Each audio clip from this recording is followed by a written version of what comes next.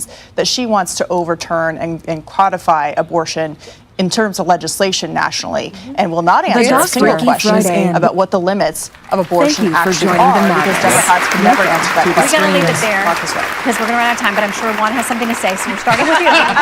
When we come back, panel, do not go far. We want to take a look back at how we got here tonight. Britt Hume rewinds the clock just 75 days. All of this has happened in 75 days to the event that changed the entire course for the 2024 race for the White House.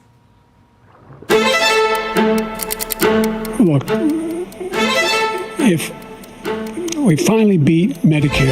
I really don't know what he said at the end of that sentence. I don't think he knows what he said either. There was a slow start, but it was a strong finish. A campaign years in the making, thrown into disarray. If the Lord Almighty came down and said, Joe, get out of the race, I'd get out of the race. The Lord Almighty's not coming down. As the calls to step aside grew louder, Biden persisted. I'm determined on running. In a season of political surprises came unforeseen chaos.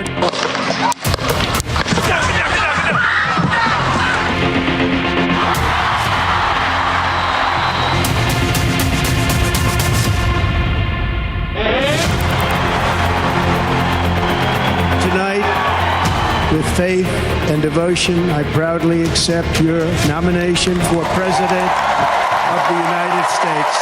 Thank you.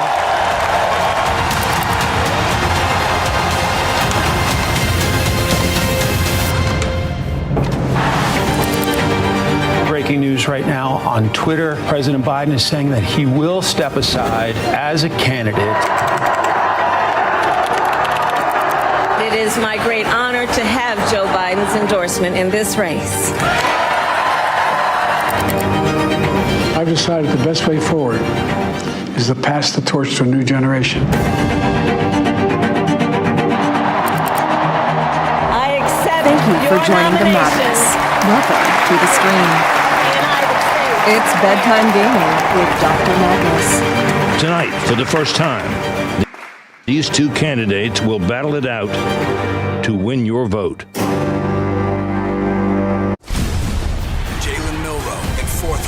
Thank you for joining the Madness. Welcome to the stream. It's your boy Dr. Madness coming at you with a political live stream. I found a body. Imagine you're looking at a painting. What's missing? Let's get into it. Thank you for joining the Madness. Welcome to the stream. No running in the hall. Be careful. The steely gaze. Cryptic silence. You're very good at that. I'm Carl Allenberg, Chief of Police.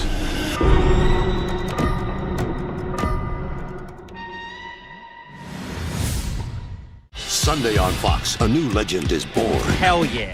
He's a giver. You bought a chimpanzee? They're like the friendliest animals on the planet. Until they rip your face off. He's a lover. You can always kiss the second mouth. No chance. He's a hero. There he is. You're disrespecting a champion. Is that ring even real? Your name is made in China. It's pronounced Madden China, okay? It's Gaelic. And Universal Basic Guys is TV's most watched animated premiere in a decade. This is a judgment-free zone where dudes can be dudes. Finally, we have a safe space for our marginalized community. Boom. Nailed it. Universal Basic Guys. All new Sunday on Fox.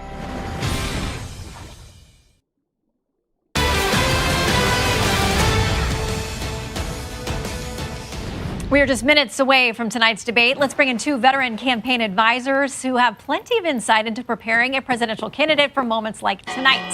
Former George W. Bush White House advisor Karl Rove and his whiteboard, and former economic advisor to President Barack Obama, Robert Wolf. Both are Fox News contributors. Welcome, gentlemen. Okay, let's start here. It's bedtime gaming with Dr. Madness. Tonight, President Trump has about a 13-point advantage on the economy. Vice President Harris has about a 15-point advantage on the issue of abortion. Carl, which one is going to matter most when it comes down to voting? Well, both of them will matter to the undecided and swing voters, but the economy, inflation, and the border are more important than abortion. and each candidate has an advantage on a certain set of issues, and I suspect they'll be trying to play tonight to lessen their disadvantage and to expand their advantage. Okay, so Robert, what does the vice president need to do tonight? I mean, we also have a lot of numbers showing us that people aren't really sure who she is and what she stands for. That can be a place of great opportunity, but risk also. Yeah, Shannon, I think the VP's coming in as the underdog. The spotlight's going to be on her. It's almost like a nationwide interview for her. I think she's going to need to be clear what she stands for. To your point earlier, how her experience has changed from where she was in 2019, as well as where she differs with President Biden. And she's going to have to show that there's a choice election here with really stark differences. And I agree with Carl that the economy, inflation will be front and center. Okay, so Carl, you heard the sitting vice president described as the underdog here. But how much does that have to do with managing expectations? Because we heard a lot from President Trump about her not being the sharpest tool in the shed and, his expectations for her tonight. What about setting the expectations? Well, I'm not certain it really matters all that much, but both campaigns, every presidential campaign generally spends time lowering the expectations for itself and raising the expectations. Thank you for joining the madness. It's interesting in this campaign, to the stream. both Harris and Biden teams agree on one thing, which is lower the expectations for Kamala Harris, which I thought was a mistake on the part of the Trump campaign. But their leader continued to insist that she was not very bright and not capable of debating. Well, so Robert, we're going to hear, we hope, a little bit more policy-based conversation tonight. Part of that's going to be about economic plans. You talked about whether or not the vice president will distance herself from the president. She's talked about this in the one interview that she did for television. She talked about the fact that they've done a lot of good work improving the situation from, record high inflation, those kinds of things. But a lot of the proposals she's floated so far for what she would do on her quote, day one, have met with a lot of skepticism across the board from different economic analysts and folks like you who know the numbers. And they worry that there's going to be a lot of new taxation, a lot of new debt under some of what she's proposed. Yeah, I think she's going to have to absolutely be substantive tonight on where she is and where she differentiates from President Biden.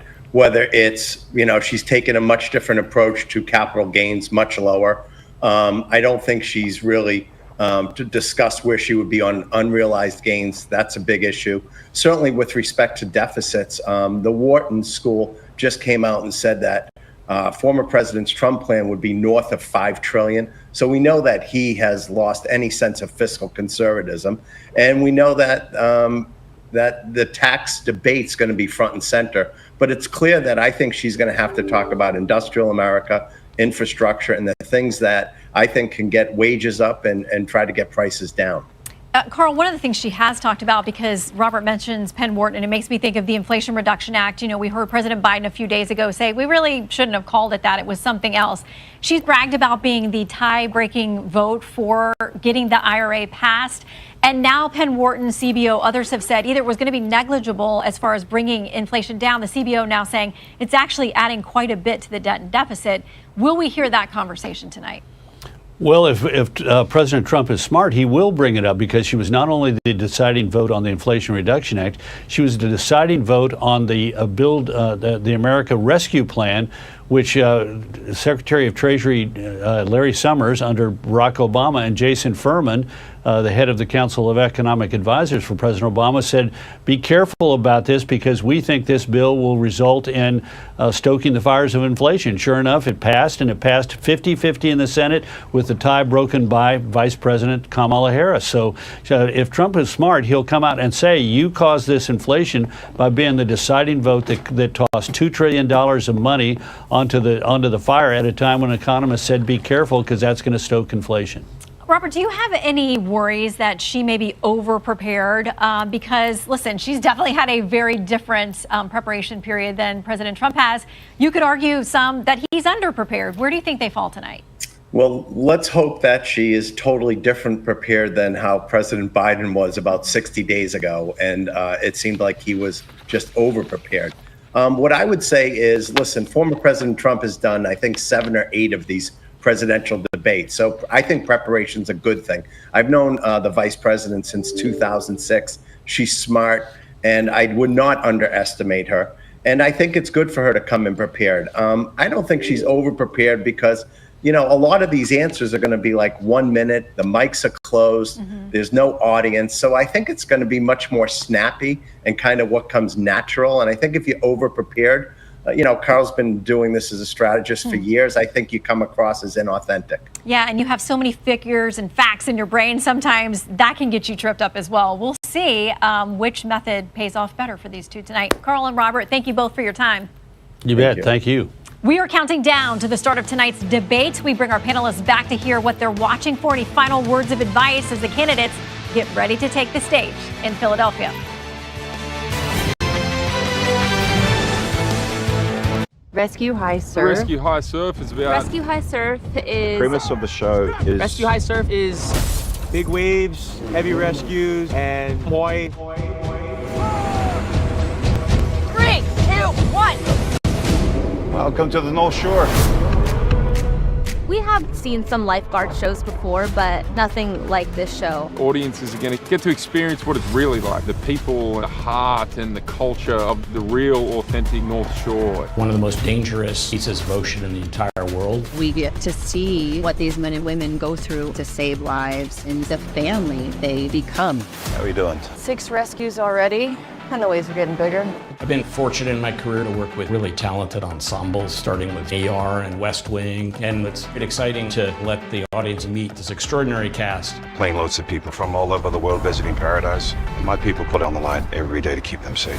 One of the things we learned when we were doing ER was to make certain that we had the real professionals there to work with us. So we had 2 weeks water training. Whether it's a surfboard rescue, a jet ski rescue, how they manage the patient on the beach, they're doing things that we actually do. It's not the easiest show to film. 75% of the time we're in the water. It takes a lot of mental and physical strength, but through that adversity to get something really beautiful. Without us even realizing it, we're building trust and camaraderie. You're not the best female lifeguard. You're the best lifeguard, period. I'm going in. This show explores Hawaii. It's not just a one-dimensional rescue show. There's floods and there's sand pits and crashes. The doctor is in. Laugh and cry and oh my God. I thought you said this job was easy. Rescue High Surf series premiere Sunday, September 22nd, and every Monday, TV has never been hotter with all new episodes of 911 Lone Star. Welcome to the party, Captain. Mondays at 8 on Fox. Welcome to the party, Captain. Mondays at 8 on Fox. There at the presidential debate, just minutes away. You can catch all of it right here. We are back with our panel, and Juan, we promised to start with you. Hello. Any final words of advice for the vice president tonight? Well, I think that she has to be very clear with the American people about what she would do for them in the future, that she has to be future-oriented and not get into this back and forth with, you know, Trump and his attitude. I don't think that serves her purpose. But I think that you also have to keep in mind, she really wants to, she's been benefiting from undecided voters coming to her. Trump has a ceiling of about 48%, 47%. And I think a lot of the remaining population to be persuaded tonight includes moderate Republicans, Nikki Haley voters, who have not really decided if they're going to stick with Trump or come over. With Dr. And we were Madness. talking about abortion and women. A lot of those are women, Shannon. And I think when you think about Trump coming out at his rallies to James Brown's "It's a Man's World," I think she's going to make it pretty clear that she is a future that represents something more moderate, that she's the moderate, the change agent, not Trump. Katie, I got to say at the RNC, I was surprised at what a warm welcome Nikki Haley got, because they had a bruising primary schedule and debates and all of that back and forth, but she says she's firmly in his camp. Will that be enough to move the people who were interested in her? The Republican Party is more united than I think it's ever been in the past 20 years. A lot of Haley voters are voting for Trump. Maybe some of them are not, and he can speak to them tonight, but the majority of them have either decided not to vote or are going to vote for Donald Trump. You know, Kamala Harris in her campaign have really tried to frame her as the incumbent in this race. This is so stupid. And new polling shows that actually the Came out with James Brown. that Donald Trump It came out with Donald Trump. Change. So he needs to talk about those issues, talk about the future, and talk about her record as a politician and someone who has worked in government for the majority of her career.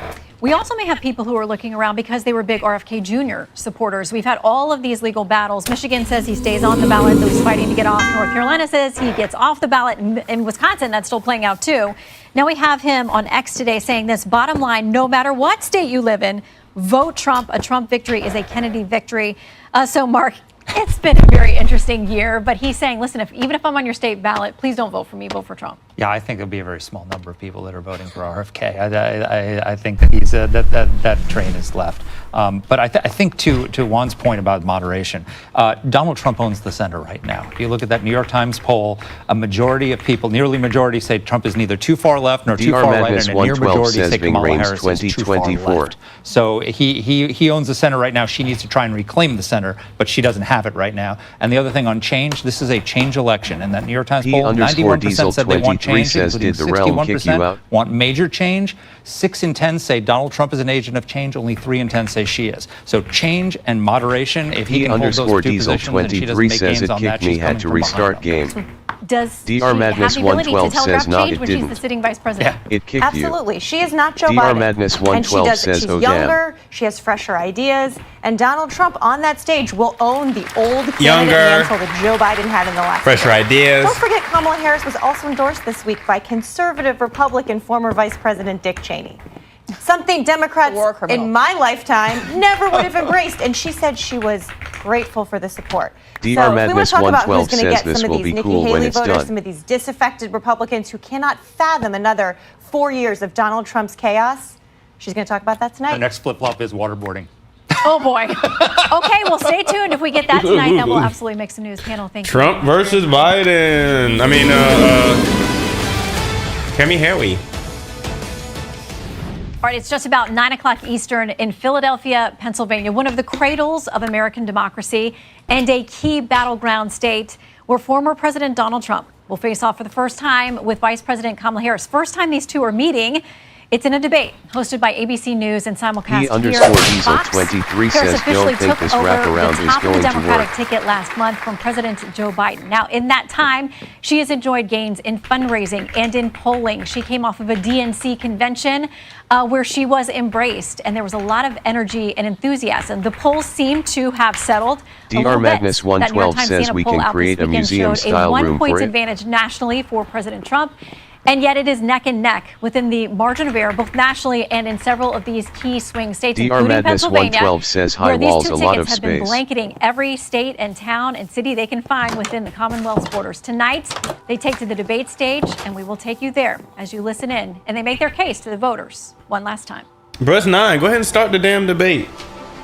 Good evening, I'm David Bjorn. Thank you for joining us for tonight's ABC I'm Baby News Bjorn. presidential debate. We want to welcome viewers watching on ABC and around the world tonight. Vice President Kamala Harris and President Donald Trump are just moments away from taking the stage in this unprecedented race for president. And I'm Lindsay Davis. Tonight's meeting could be the most consequential event of their campaigns, with Election Day now less than 2 months away. For Vice President Kamala Harris, this is her first debate since President Biden withdrew from the race on July 21st. Of course, that decision followed his debate against President Donald Trump in June. Since then, this race has taken on an entirely new dynamic. And that brings us to the rules of tonight's debate. 90 minutes with 2 commercial breaks. No topics or DRMADNESS questions have been 112 shared with says, the think campaigns. Havoid how big The you want candidates it. will have 2 minutes to answer questions, and this is the clock. That's what they'll be seeing. 2 minutes for rebuttals and 1 minute for follow-ups, DRMADNESS 112 clarifications, says or then we will responses. make Their space. microphones will only be turned on when it's their turn to speak. No pre-written notes allowed. There is no audience here tonight in this hall at the National Constitution Center. This is an intimate setting for 2 candidates. I hope Kamala loses, and I hope damn Trump loses. To deliver the final Fuck 'em both. Vice President Harris. You should know better. So let's now welcome the candidates to the stage. Vice President Kamala Harris and President Donald Trump. I'm voting for Steve.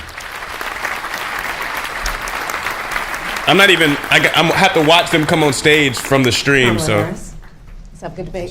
Have fun. Thank you. let's have fun. Welcome to you both. It's wonderful to have you. It's an honor to have you both here tonight. Good evening. We are looking forward to a spirited and thoughtful debate. So let's get started. I want to begin tonight with the issue that voters repeatedly say is their number one issue. That is the economy and the cost of living in this country.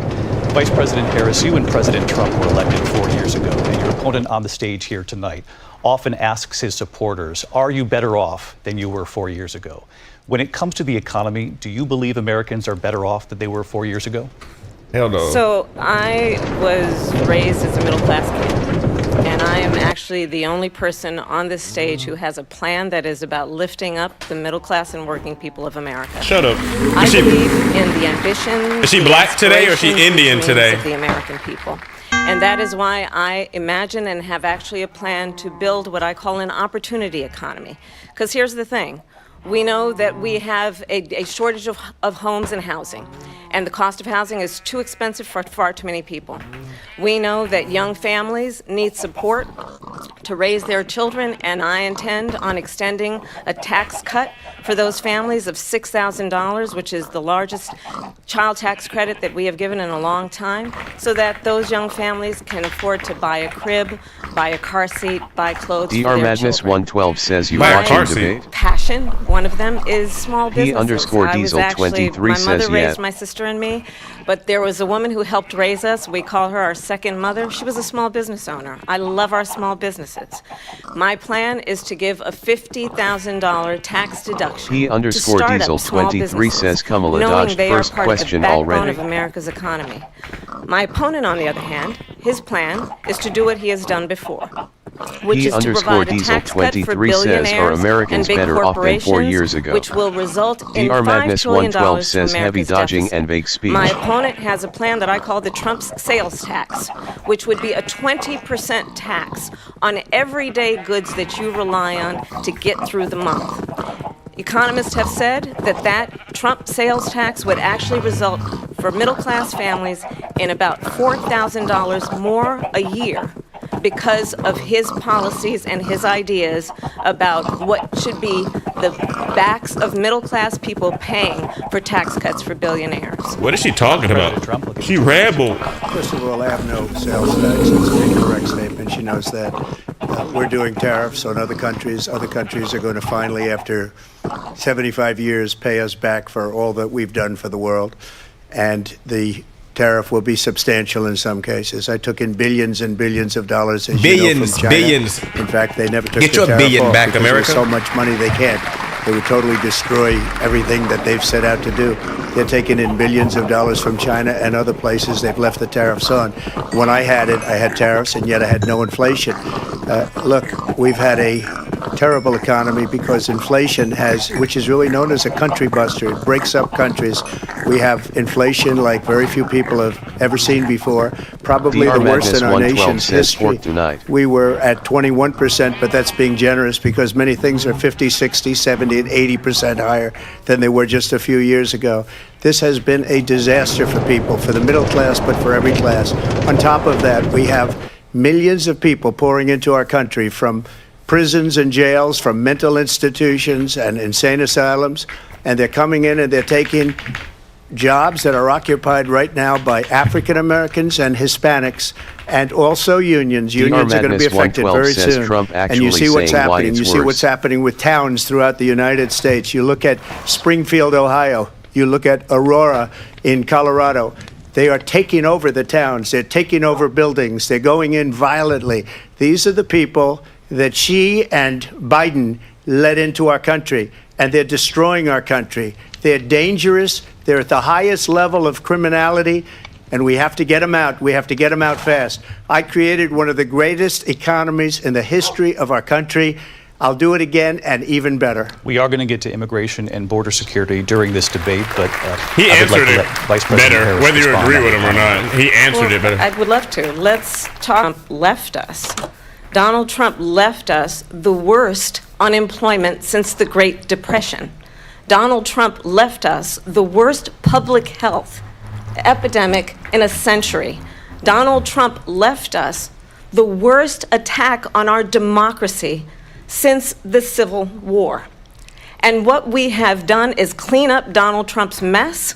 What we have done and what I intend to do is build on what we know are the aspirations and the hopes of the American people. But I'm going to tell you all in this debate tonight, you're been going 4 to hear years. from the same old tired y'all playbook. been in for 4 A bunch years. of lies, grievances, and name calling.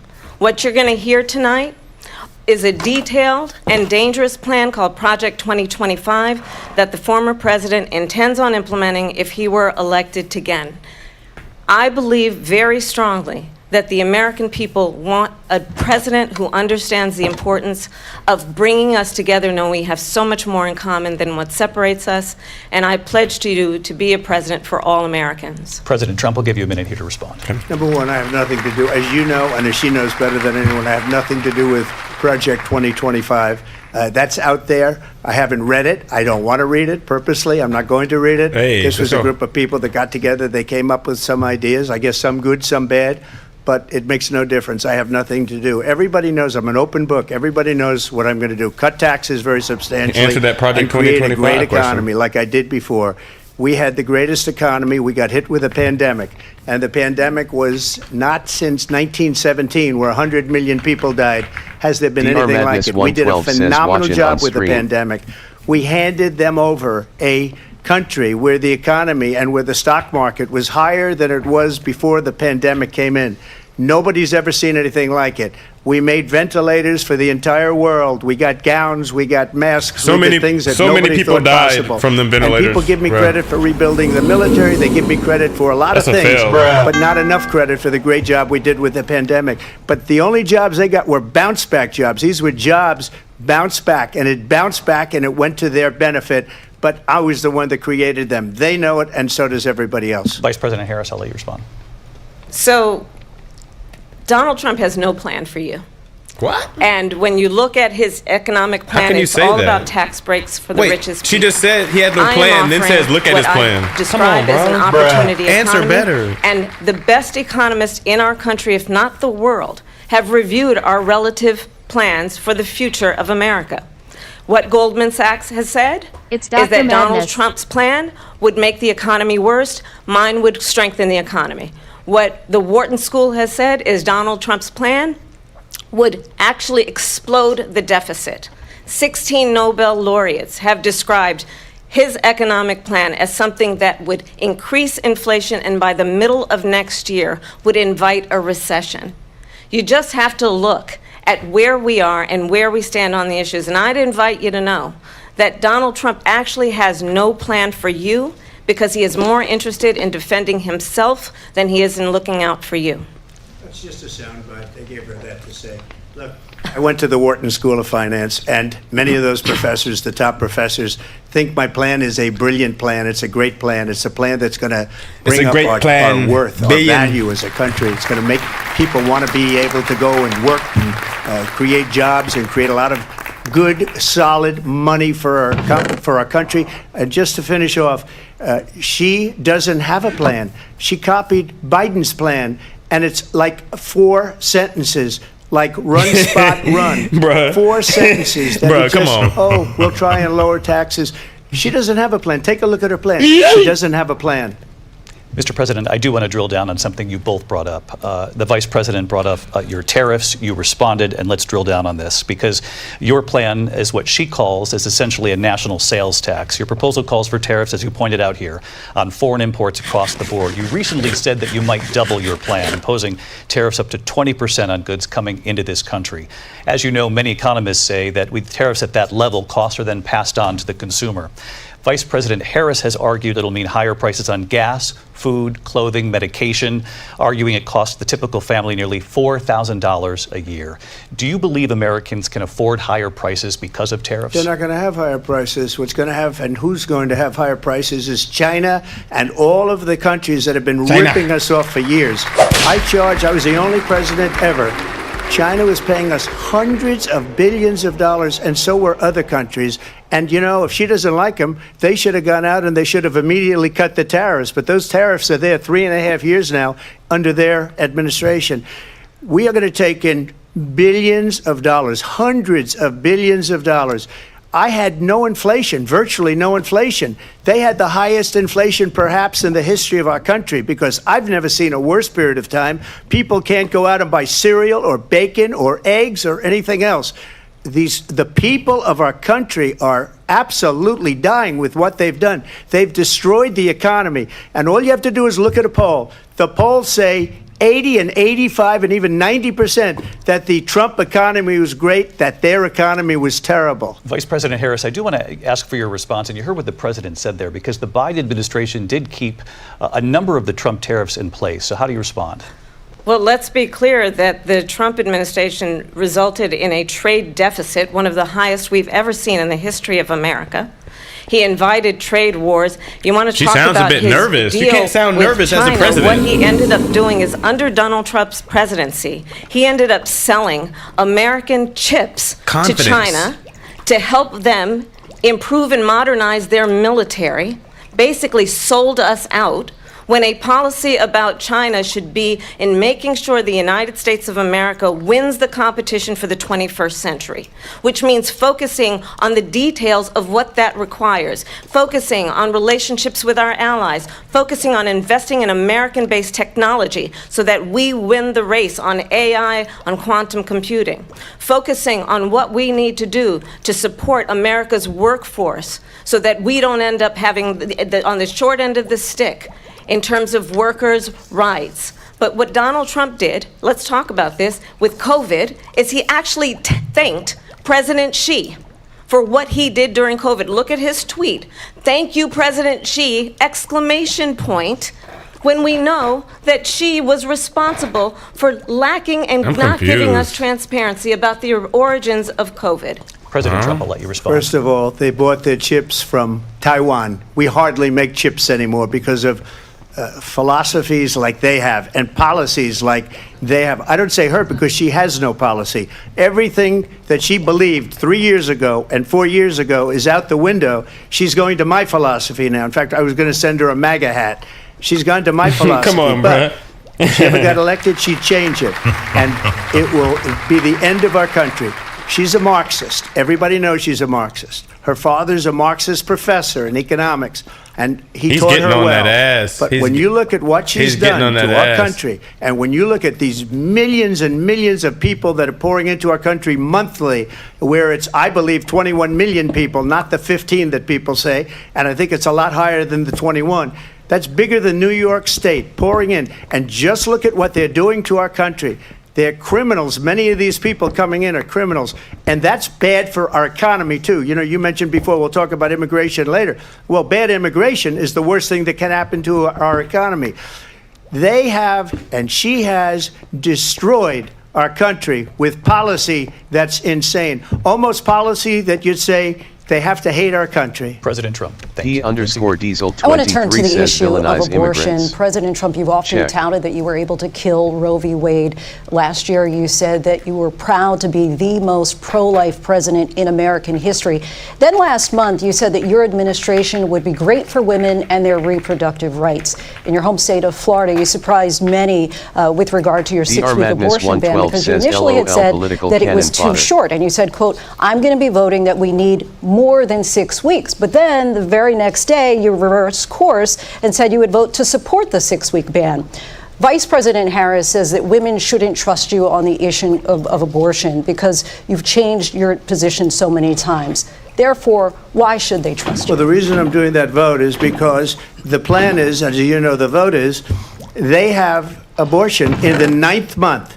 They even have, and you can look at the governor of West Virginia, the previous governor of West Virginia, not the current governor, is doing an excellent job, but the governor before, he said the baby will be born and we will decide what to do with the baby. In other words, we'll execute the baby. And that's why I did that, because that predominates, because they're radical. The Democrats are radical in that. And her vice presidential pick, which I think was a horrible pick, by the way, for our country, because he is really out of it. Yeah, but her vice presidential pick says abortion in the 9th month is absolutely fine. He also turn her says mic off. Execution after birth, it's an execution because the baby is born, is okay.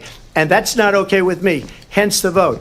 But what I did is something for 52 years. They've been trying to get Roe v. Wade into the states. And through the genius and heart and strength of 6 Supreme Court justices, we were able to do that. Now, I believe in the exceptions for rape, incest, and life of the mother. I believe strongly in it. Ronald Reagan did also. 85% of Republicans do. Exceptions. Very important. But we were able to get it, and now states are voting on it. And for the first time, you're going to see, look, this is an issue that's torn our country apart for 52 years. Every legal scholar, Every Democrat, every Republican, liberal, conservative, they all wanted this issue to be brought back to the states where the people could vote. And that's what happened. Now, Ohio, the vote was somewhat liberal. Kansas, the vote was somewhat liberal, much more liberal than people would have thought. But each individual state is voting. It's the vote of the people now. It's not tied up in the federal government. I did a great service in doing it. It took courage to do it. And the Supreme Court had great courage in doing it. And I give tremendous credit to those 6 justices. There is no state in this country where it is legal to kill a baby after it's born. Madam Vice President, I want to get your response to President Trump. Well, as I said, you're going to hear a bunch of lies, and that's not actually a surprising fact. Let's understand how we got here. Donald Trump hand-selected 3 members of the United States Supreme Court with the intention that they would undo the protections of Roe v. Wade. And they did exactly as he intended.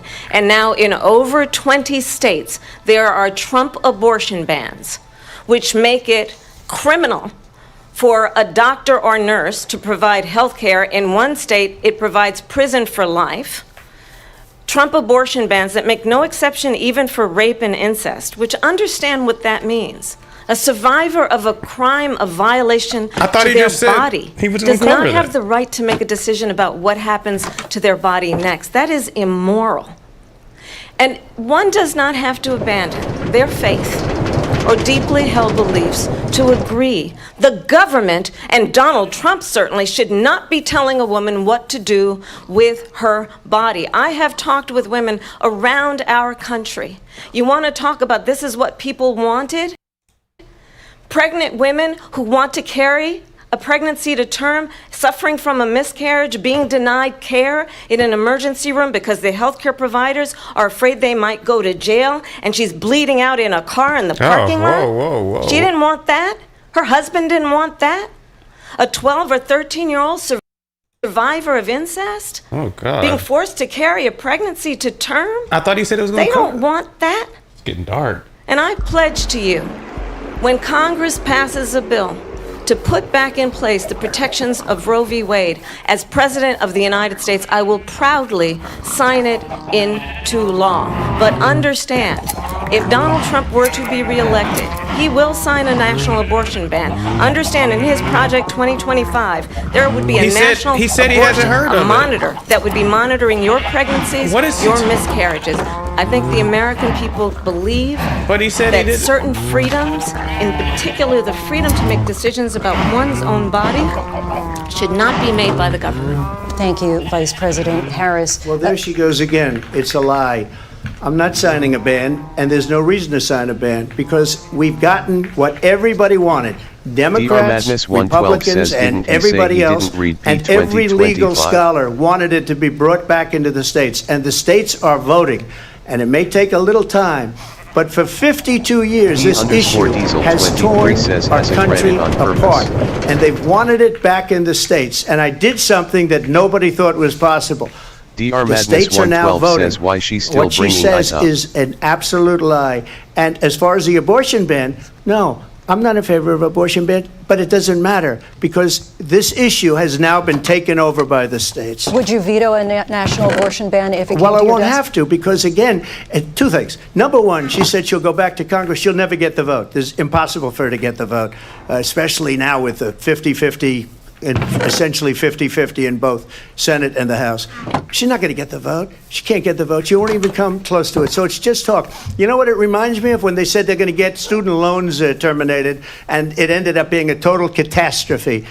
The student loans, and then her, I think probably her boss, if you call him a boss, he spends all his time on the beach. 23 says same reason Trump called Kamala and a said, Marxist. we'll do it again. We'll do it a different way. And he went out, got rejected again by the Supreme Court. So all these students got taunted with this whole thing about this whole idea. And how unfair that would have been. Part of the reason they lost to the millions and millions of people that had to pay off their student loans. They didn't get it for free. But they were saying it's the same way that they talked about that they talk about abortion. But if I could just get a yes or no, because your running mate, J.D. Vance, has said that you would veto if it did come to your desk. Well, I didn't discuss it with J.D. In all fairness, J.D., and I don't mind if he has a certain view, but I think he was speaking for me, but I really didn't. Look, we don't have to discuss it because she'd never be able to get it, just like she couldn't get student loans. They couldn't get student loans. They didn't even come close to getting student loans. They taunted young people and a lot of other people that had loans. They can never get this approved. So it doesn't matter what she says about going to Congress. Well, wonderful. Let's go to Congress, do it. But the fact is that for years they wanted to get it out of Congress and out of the federal government. And we did something that everybody said couldn't be done. And now you have a vote of the people on abortion. Vice President Harris, I want to give you your time to respond. But I do want to ask, would you support any restrictions on a woman's right to an abortion? I absolutely support reinstating the protections of Roe v. Wade. And as you rightly mentioned, nowhere in America is a woman carrying a pregnancy to term and asking for an abortion. That is not happening. It's insulting to the women of America. And understand what has been happening under Donald Trump's abortion bans.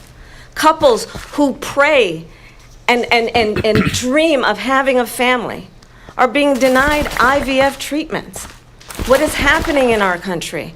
Working people, working women who are working 1 or 2 jobs, who can barely afford childcare as it is, have to travel to another state to get on a plane sitting next to strangers to go and get the health care she needs. Trying to scare people. Barely can afford to do it, and what you are putting her through is unconscionable.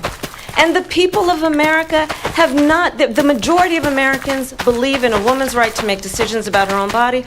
And that is why in every state where this issue has been on the ballot, in red and blue states both, the people of America have voted for freedom. Vice President Harris, excuse me, I have to respond. Another lie. It's another lie. I have been a leader on IVF, which is fertilization. The IVF, I have been a leader.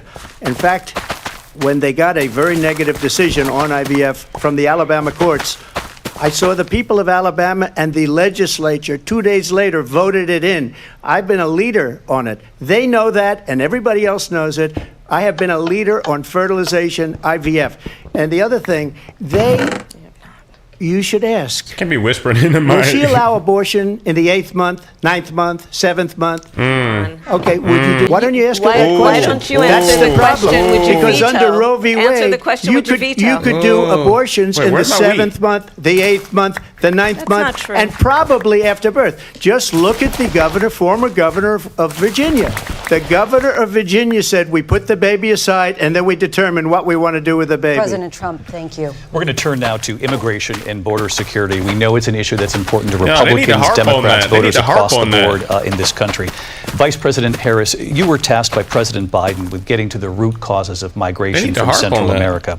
We know that illegal border crossings reached a record high in the Biden administration. This past June, President Biden imposed tough new asylum restrictions. We know the numbers since then have dropped significantly. But my question to you tonight is, why did the administration wait until 6 months before the election to act? And would you have done anything differently from President Biden's DRMADNESS 112 So I'm says the I only haven't person done on this anything. stage who has prosecuted D_Diesel transnational criminal 23 says organizations no. for the trafficking of guns, drugs, and human beings. And let me say that the United States Congress, including some of the most conservative members of the United States Senate, came up with a border security bill which I supported. And that bill would have put 1,500 more border agents on the border to help those folks who are working there right now overtime, trying to do their job. It would have allowed us to stem the flow of fentanyl coming into the United States. I know there are so many families watching tonight who have been personally affected by the surge of fentanyl in our country.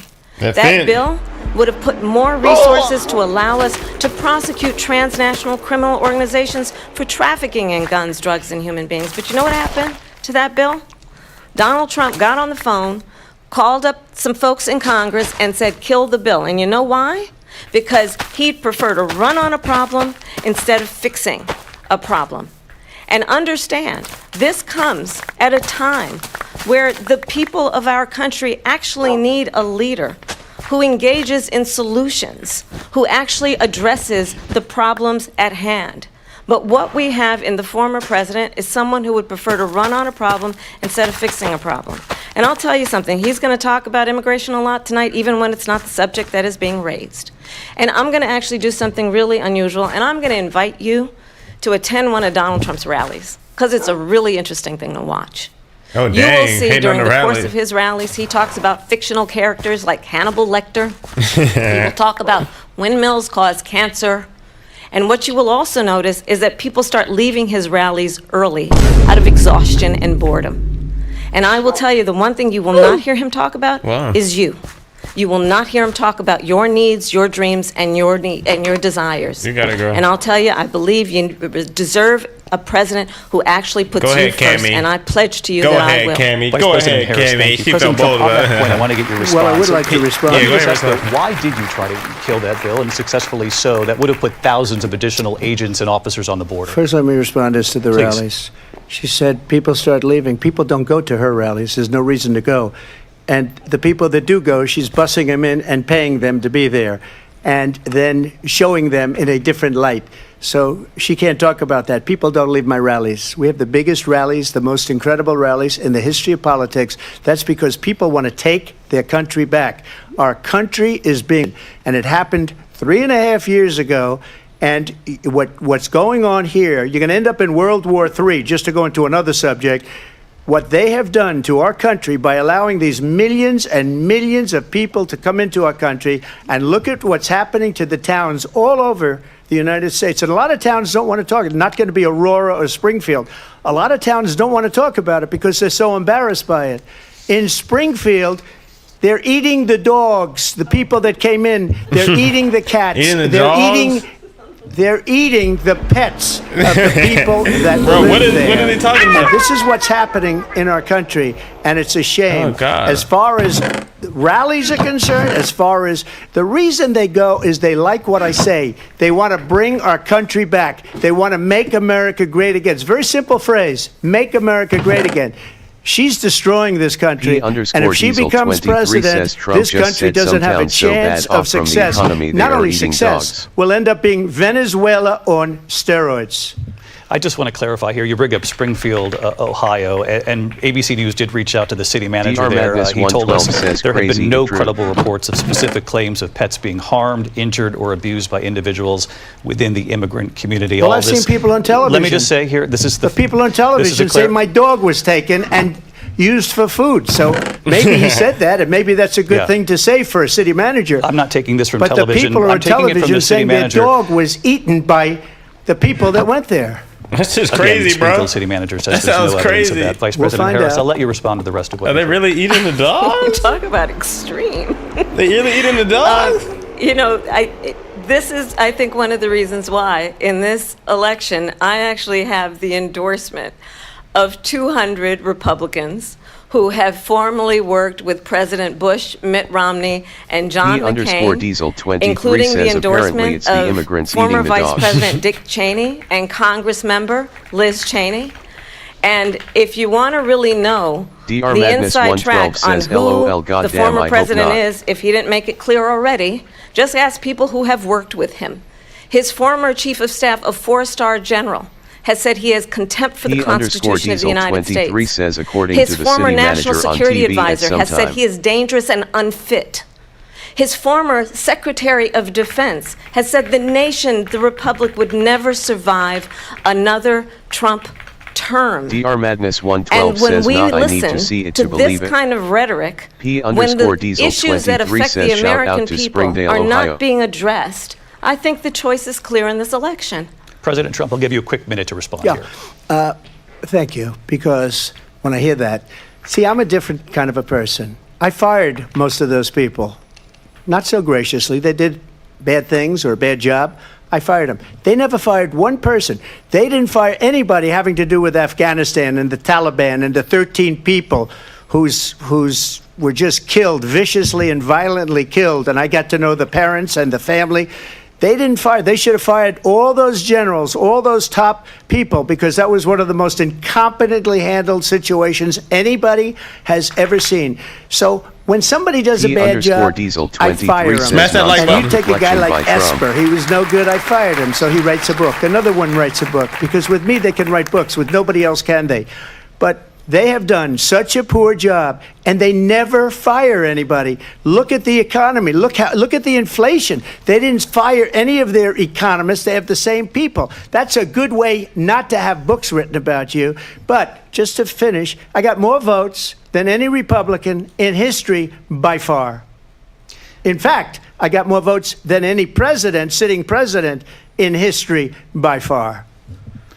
Let me continue on immigration. It was what you wanted to talk about earlier, so let's get back to your deportation proposal that the vice president has reacted to as well. Oh, I need a damn President strong Trump, you call this the largest domestic deportation operation in the history of our country. You say you would use the National Guard. You say if things get out of control, you'd have no problem using the U.S. military. Police, yes. You also said you would use local police.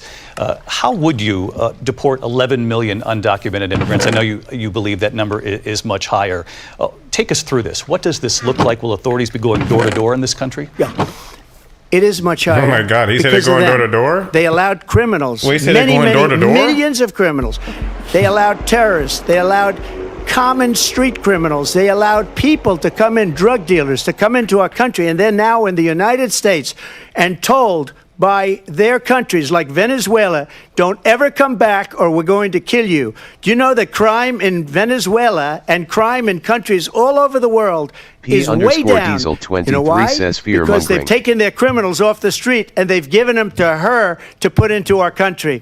And this will be one of the greatest mistakes in history for them to allow, and I think they probably did it because they think they're going to get votes, but it's not worth it because they're destroying the fabric of our country by what they've done. There's never been anything done like this at all. They've destroyed the fabric of our country. Millions of people let in, and all over the world, crime is down all over the world except here. Crime here is up and through the roof. Despite their fraudulent statements that they made, crime in this country is through the roof. And we have a new form of crime. It's called migrant crime. And it's happening at levels that nobody thought possible. President Trump, as you know, the FBI says overall violent crime is actually coming down in this country. But Vice President Harris, the FBI they were defrauding statements. They didn't include the worst cities. They didn't include the cities with the worst crime. It was a fraud. Just like their number of 818,000 jobs that they said they created turned out to be a fraud. President Trump, thank you. I'll let you respond, Vice President Harris. Well, I think this is so rich.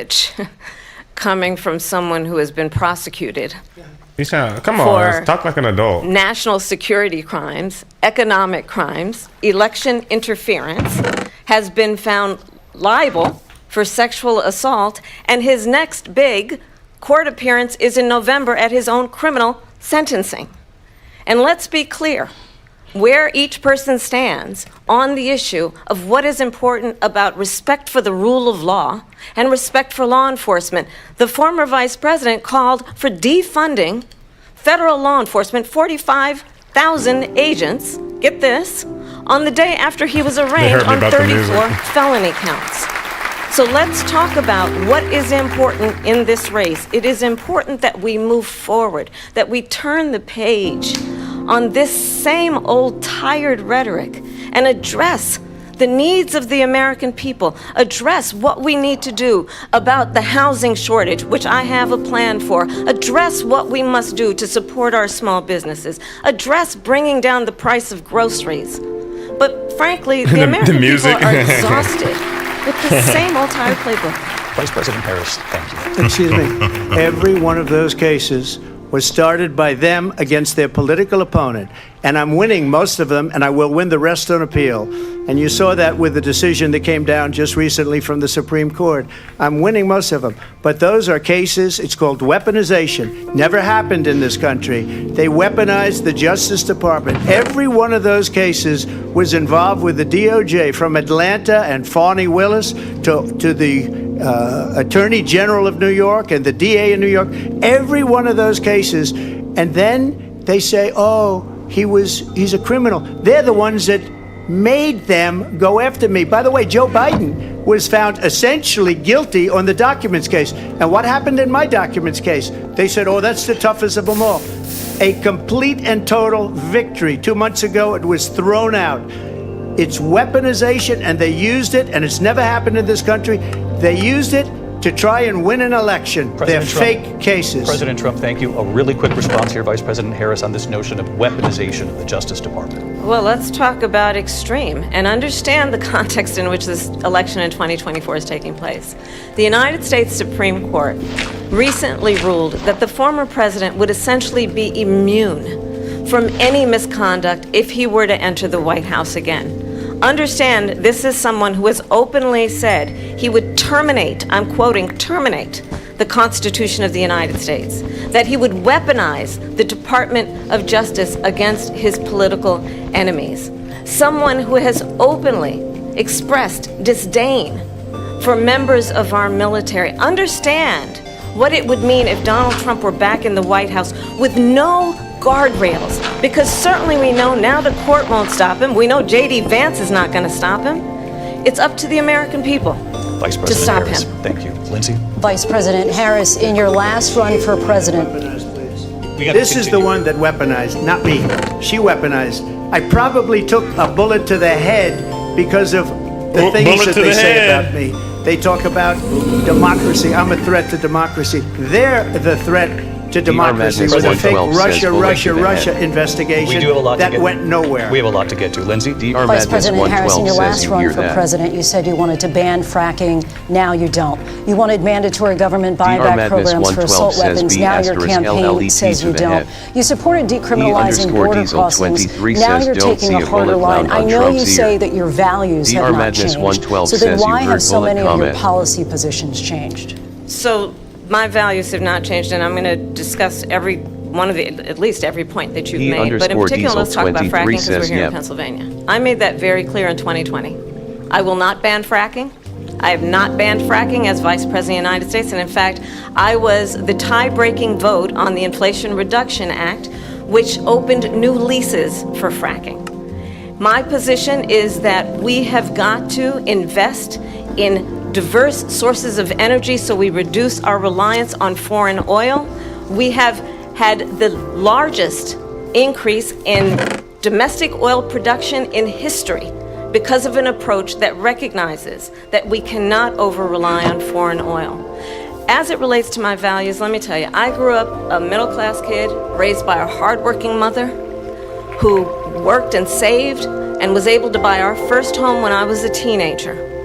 The values I bring to the importance of home ownership, knowing not everybody got handed $400 million on a silver platter and then filed bankruptcy 6 times, is a value that I bring to my work, to say we are going to work with the private sector and home builders to increase 3 million homes, increase by 3 million homes by the end of my first term.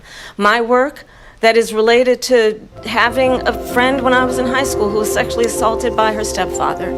And my focus then on protecting women and children from violent crime is based on a value that is deeply grounded in the importance of standing up for those who are most vulnerable. My work that is about protecting Social Security and Medicare is based on long-standing work that I have done, protecting seniors from scams. My values have not changed. And what is important is that there is a president who actually brings values and a perspective that is about lifting people up and not beating people down and name-calling. The true measure of the leader is the leader who actually understands the strength is not in beating people down. You gotta smash that like button. Smash that like button if you want to vote for Trump. Smash the like button if you want to vote for I wasn't given $400 million. I wish I was. My father was a Brooklyn builder. Smash the Diesel 23 and a great says father, and I Kamala is learned a winning lot from IMO. him. But I was given a fraction of that, a tiny fraction, and I built it into many, many billions of dollars. Many, many billions. And when people see it, they are even surprised. So we don't have to talk about that. Fracking? She's been against it for 12 years. Pulling on heartstrings with dark defund the stories. police. She's been against that forever. She gave all that stuff up very wrongly, very horribly, and everybody's laughing at it, okay? They're all laughing at it. She gave up at least 12 and probably 14 or 15 different policies. Like, she was big on defund the police. In Minnesota, she went out, wait a minute, I'm talking now, if you don't mind, please. Does that sound familiar? Hey, she went out. You got her. She went out to Minnesota and wanted to let criminals that killed people, that burned down Minneapolis. She went out and raised money to get them out of jail. She did things that nobody would ever think of. Now she wants to do transgender operations on illegal aliens that are in prison. This is a radical left liberal that would do this. She wants to confiscate your guns, and she will never allow fracking in Pennsylvania. If she won the election, fracking in Pennsylvania will end on day one. Just to finish, one thing so important in my opinion. So I got the oil business going like nobody has ever done before. When they took over, they got rid of it, started getting rid of it, and the prices were going up the roof. They immediately let these guys go to where they were. I would have been 5 times, 4 times, 5 times higher, because you're talking about 3.5 years ago. They got it up to where I was because they had no choice, because the prices of energy were quadrupling and doubling. You saw what happened to gasoline. So they said, let's go back to Trump. But if she won the election, the day after that election, they'll go back to destroying our country, and oil will be dead, fossil fuel will be dead, we'll go back to windmills, and we'll go back to solar, where they need a whole desert to get some energy to come out of it. You ever see a solar plant? By the way, I'm a big fan of solar. Stuff, bro. But they take 400, 500 acres of desert soil. Mr. Trump. We have an election in just Mr. Trump. days. And I want to talk about the peaceful transfer of power, which, of course, we all know is a cornerstone of our democracy, and the role of a president in a moment of crisis. Mr. President, on January 6th, you told your supporters to march to the Capitol. You said you would be right there with them. The country and the world saw what played out at the Capitol that day, the officers coming under attack. Aides in the West Wing say you watched it unfold on television off the Oval Office. You did send out tweets, but it was more than 2 hours before you sent out that video message telling your supporters to go home. Is there anything you regret about what you did on that day? You just said a thing that isn't covered. Peacefully and patriotically, I said during my speech, not later on. Peacefully and patriotically. And nobody on the other side was killed. Ashley Babbitt was shot by an out-of-control police officer that should have never, ever shot her. It's a disgrace. But we didn't do this group of people that have been treated so badly. I ask, what about all the people that are pouring into our country and killing people that she allowed to pour in? She was the border czar, remember that. She was the border czar. She doesn't want to be called the border czar because she's embarrassed by the border. In fact, she said at the beginning, well, I'm surprised you're not talking about the border yet. That's because she knows what a bad job they've done. What about those people? What are they going to be prosecuted? When are these people from countries all over the world, not just South America? They're coming in from all over the world, David, all over the world, and crime rates are down all over the world because of it. But let me just ask you, David, when are those people going to be prosecuted? When are the people that burned down Minneapolis going to be prosecuted? Or in Seattle? They went into Seattle. They took over a big percentage of the city of Seattle. When are those people going to be prosecuted? But let me just ask you. You might ask her that question. You were the president. You were watching it unfold on television. It's a very simple question as we move forward toward another election. Is there anything you regret about what you did? Oh, my God. I had nothing to do with that other than they asked me to make a speech. I showed up for a speech. I said, I think it's going to be big. I went to Nancy Pelosi and the mayor of Washington, D.C., and the mayor put it back in writing, as you know. I said, you know, shout out to the beer drinking Dorf. What's up? Rally or whatever you want to call it. And again, it wasn't done by me. It was done by others. I said, I'd like to give you 10,000 National Guard or soldiers. They rejected me. Nancy Pelosi rejected me. It was just 2 weeks ago. Her daughter has a tape of her saying she is fully responsible for what happened. They want to get rid of that tape. It would have never happened if Nancy Pelosi and the mayor of Washington did their jobs. I wasn't responsible for security. Nancy Pelosi was responsible. She didn't do her job. The question was about you as president, not about former Speaker Pelosi, but I do want Vice President Harris to respond here. Yeah, where'd you get a Pelosi? I was at the Capitol on January 6th. I was the vice president-elect. I was also an acting senator. I was there. And on that day, the President of the United States incited a violent mob to attack our nation's capital, to desecrate our nation's capital. On that day, 140 law enforcement officers were injured. So goofy. And some died. And understand, The former president has been indicted and impeached for exactly that reason. But this is not an isolated situation. Let's remember Charlottesville, where there was a mob of people carrying tiki torches, spewing anti-Semitic hate. And what did the president then at the time say? There were fine people on each side. Let's remember that when it came to the Proud Boys, a militia. Let's talk about what's going on right now, though. The former president said, stand back and stand by. So for everyone watching who remembers what January 6th was, I say we don't have to go back. Let's not go back. We're not going back. It's time to turn the page.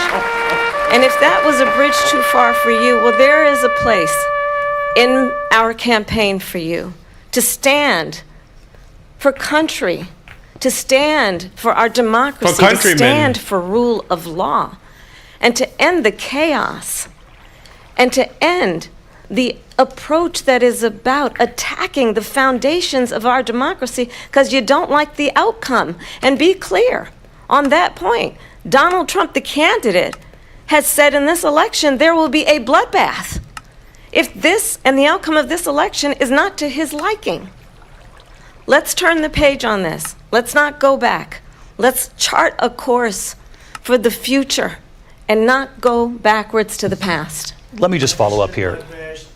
It was a different term, and it was a term that related to energy because they have destroyed our energy business. That was where bloodbath was. Also, on Charlottesville, that story has been, as you would say, debunked.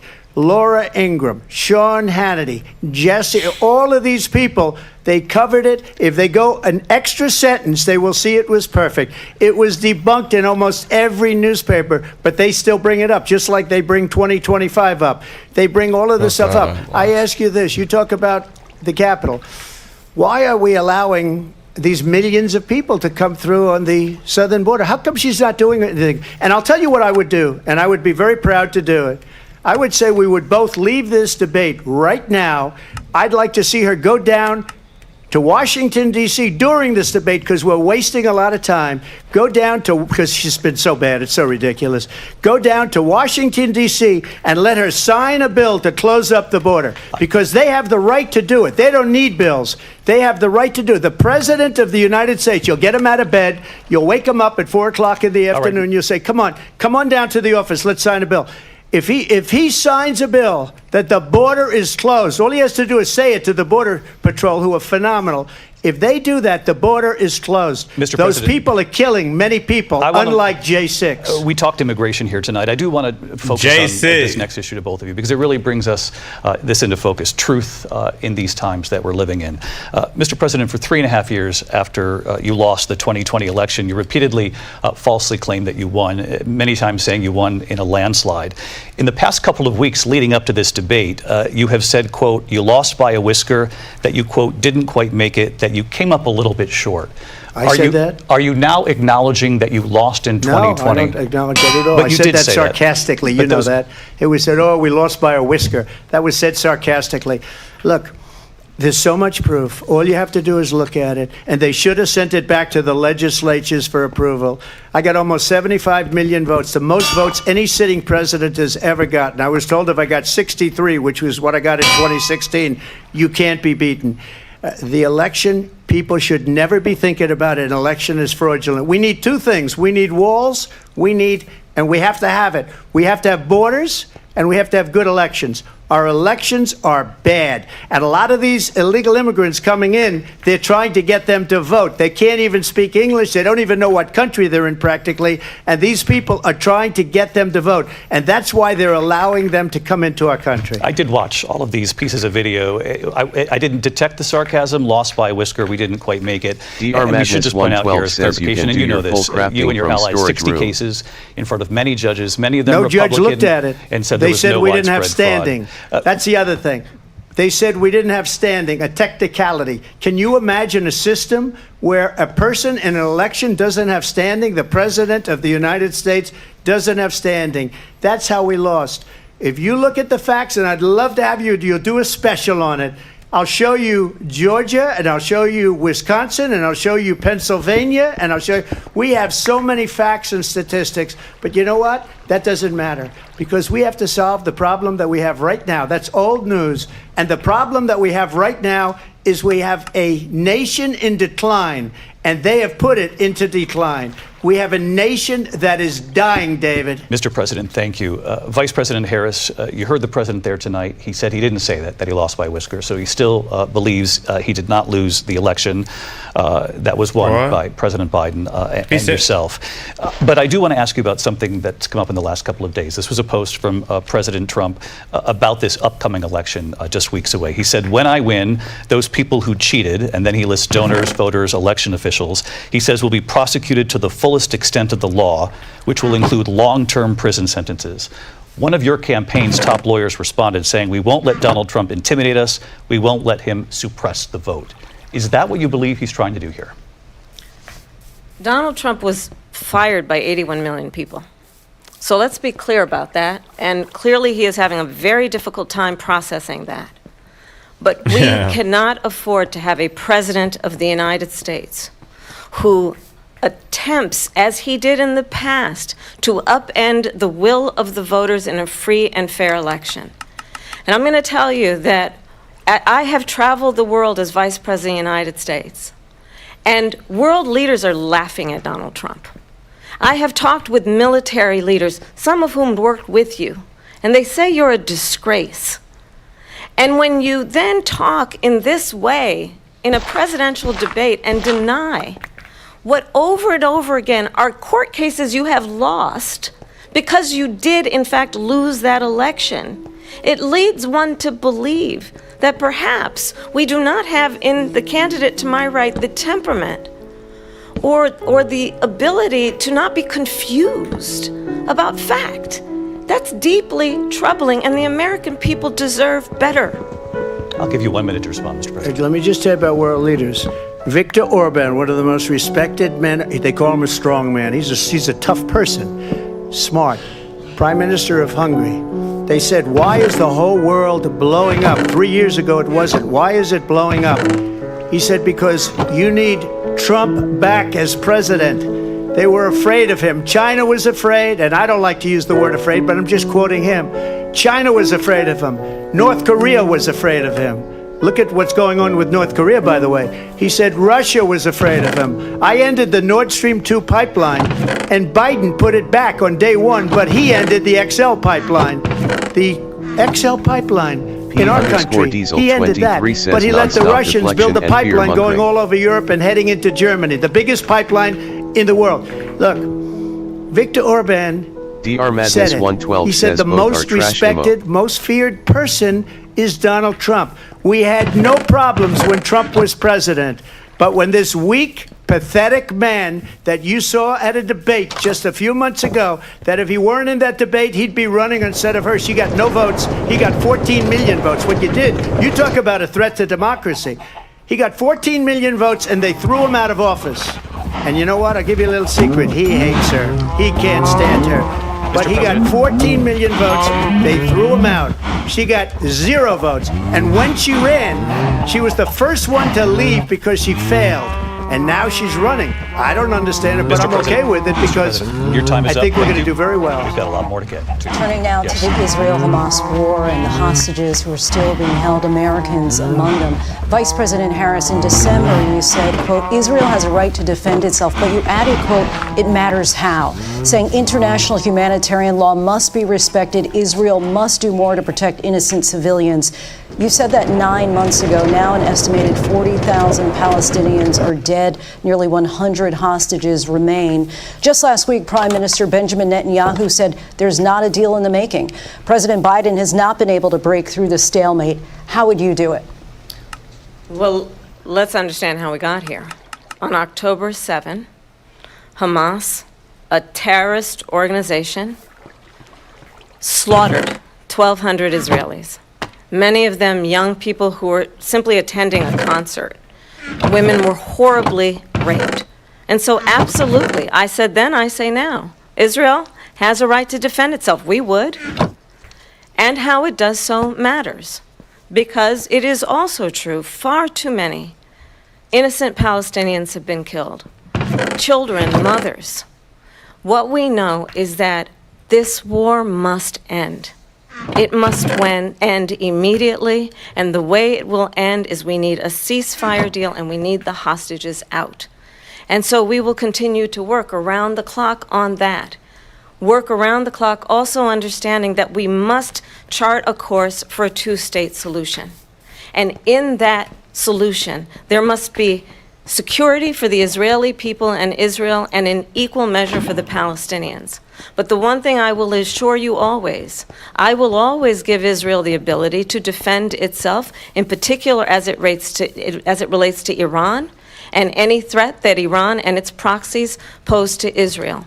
But we must have a two-state solution where we can rebuild Gaza, where the Palestinians have security, self-determination, and the dignity they so rightly deserve. President Trump, how would you negotiate with Netanyahu and also Hamas in order to get the hostages out and prevent the killing of more innocent civilians in Gaza? If I were president, it would have never started. If I were president, Russia would have never, ever, I know Putin very well, he would have never, and there was no threat of it either, by the way, for 4 years, have gone into Ukraine and killed millions of people when you add it up, far worse than people understand what's going on over there. But when she mentions about Israel, all of a sudden, she hates Israel. She wouldn't even meet with Netanyahu when he went to Congress to make a very important speech. She refused to be there because she was at a sorority party of hers. She wanted to go to the sorority party. She hates Israel. If she's president, I believe that Israel will not exist within 2 years from now. And I've been pretty good at predictions, and I hope I'm wrong about that one. She hates Israel. At the same time, in her own way, she hates the Arab population because the whole place is going to get blown up. Arabs, Jewish people, Israel. Israel will be gone. It would have never happened. Iran was broke under Donald Trump. Now Iran has $300 billion because they took off all the sanctions that I had. Iran had no money for Hamas or Hezbollah or any of the 28 different spheres of terror. And they are spheres of terror, horrible terror. They had no money. It was a big story, and you know it. You covered it very well, actually. They had no money for terror.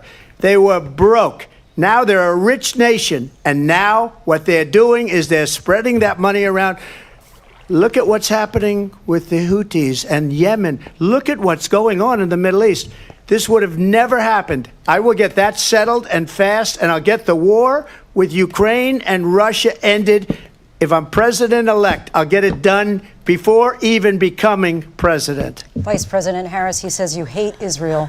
That's absolutely not true. I have my entire career and life supported Israel and the Israeli people. He knows that. Divide and distract from the reality, which is it is very well known that Donald Trump is weak and wrong on national security and foreign policy. It is well known that he admires dictators, wants to be a dictator on day one, according to himself. It is well known that he said of Putin that he can do whatever the hell he wants and go into Ukraine. It is well known that he said when Russia went into Ukraine, it was brilliant. It is well known he exchanged love letters with Kim Jong-un. And it is absolutely well known that these dictators and autocrats are rooting for you to be president again because they're so clear. They can manipulate you with flattery and favors. And that is why so many military leaders who you have worked with have told me you are a disgrace. That is why we understand that we have to have a president who is not consistently weak and wrong on national security, including the importance of upholding and respecting in highest regard our military. Vice President Harris, thank you. They're the ones, and she's the one that caused it, that's weak on national security by allowing every nation last month for the year, 168 different countries sending people into our country. Their crime rates are way down. Putin endorsed her last week, said, I hope she wins. And I think he meant it because what he's gotten away with is absolutely incredible. It wouldn't have happened with me. The leaders of other countries think that they're weak and incompetent, and they are. They're grossly incompetent. And I just ask one question. Why does Biden go in and kill the Keystone Pipeline and approve the single biggest deal that Russia's ever made, Nord Stream 2, the biggest pipeline anywhere in the world going to Germany and all over Europe? Because they're weak and they're ineffective. And Biden, by the way, President gets paid Trump, a lot of money. Thank you. We have a lot of issues to get to. We'll be right back with much more of this historic ABC News presidential debate from the National Constitution Center right here in Philadelphia. Back in a moment. The ABC News presidential debate will continue after this. Look at this silly little sailboat. These men of means with their silver spoons eating up the financial favors of the 1%. What would become of them when they discover Robinhood Gold allows others to earn their very liberal rates on idle cash, unlimited deposit bonuses, and handsome retirement matching? They would descend into chaos, merciless chaos. Just this morning.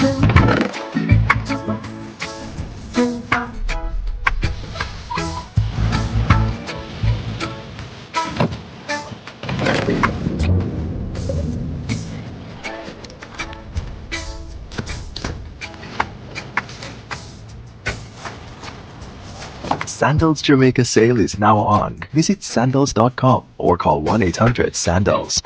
Rescue High Surf. Rescue High Surf is about... Rescue High Surf is... Premise of the show is... Rescue High Surf is... Big waves, heavy rescues, and Moi. 3, 2,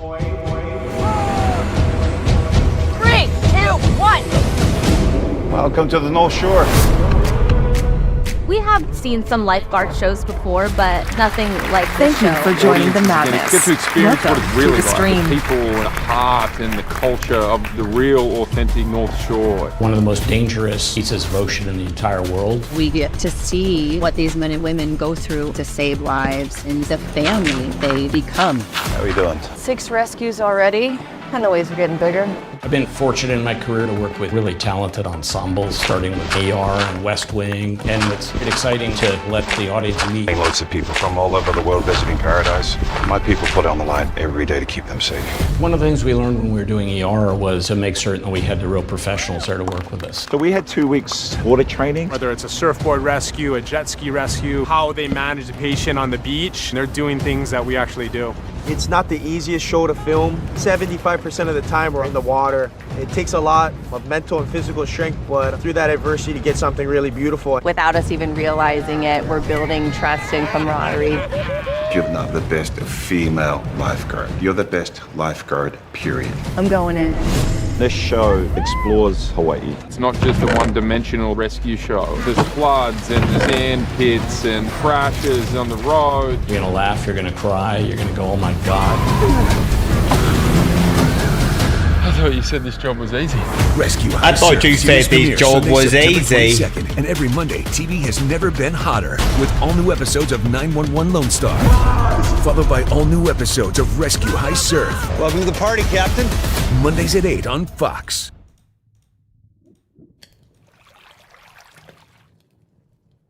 Our journey to $250,000 begins now. TV's #1 game show is back and even bigger. How do I get seeds from this? Not the same floor. Now with 100 players battling for territory.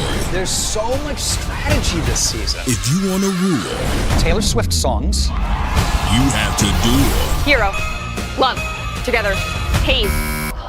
Light it up!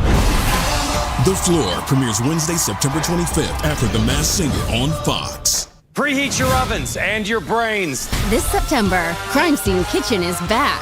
Something was baked here, but has since gone missing. Look, what is this? The crumbs lead to clues. The goal is to check everything. I'll check Joel's pants if I have to. Oh boy. It's a race to bake and solve the case.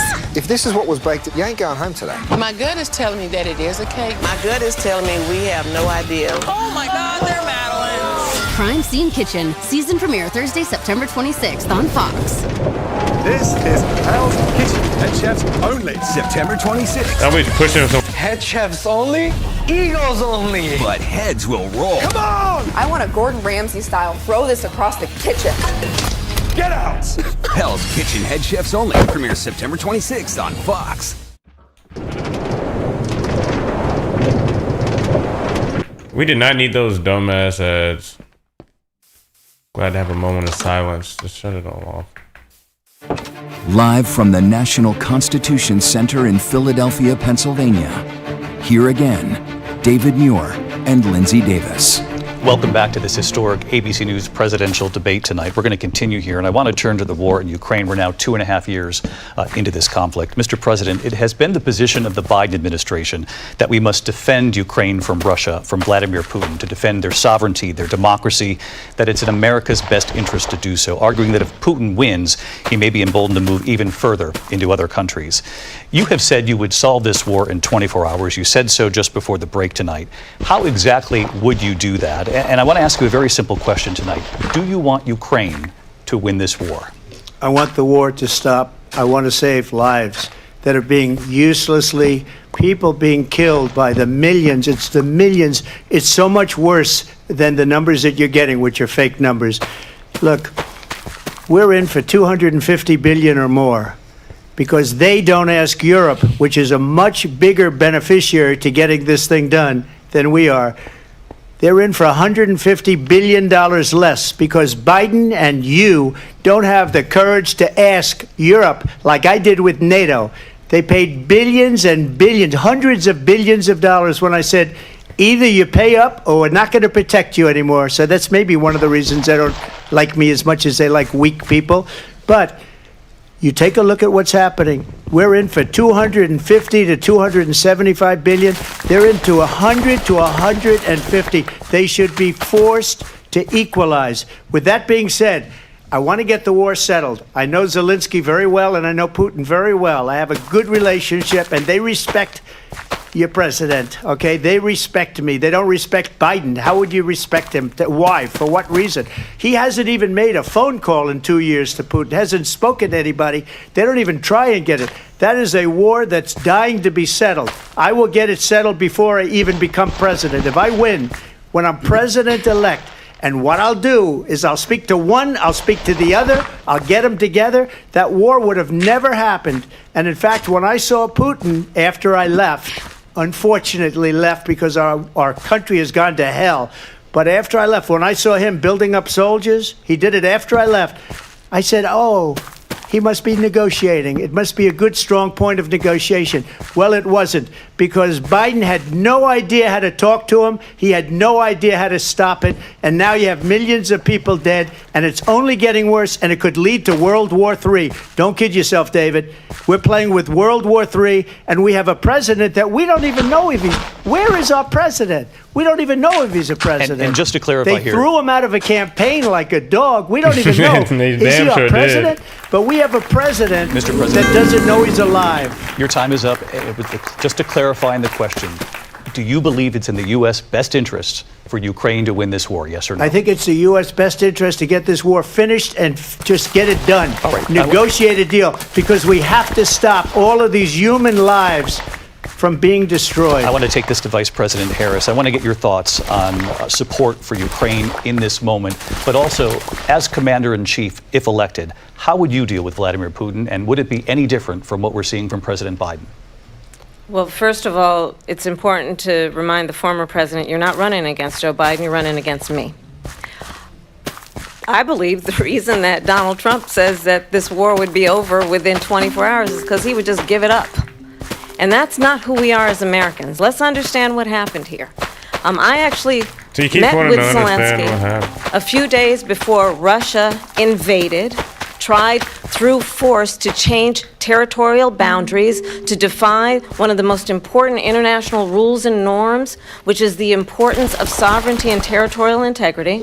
And I met with President Zelensky. I shared with him American intelligence about how he could defend himself. Days later, I went to NATO's eastern flank, to Poland and Romania. And through the work that I and others did, we brought 50 countries together to support Ukraine in its righteous defense. And because of our support, because of the air defense, the ammunition, the artillery, the javelins, the Abrams tanks that we have provided, Ukraine stands as an independent and free country. If Donald Trump were president, Putin would be sitting in Kyiv right now. And understand what that would mean, because Putin's agenda is not just about Ukraine.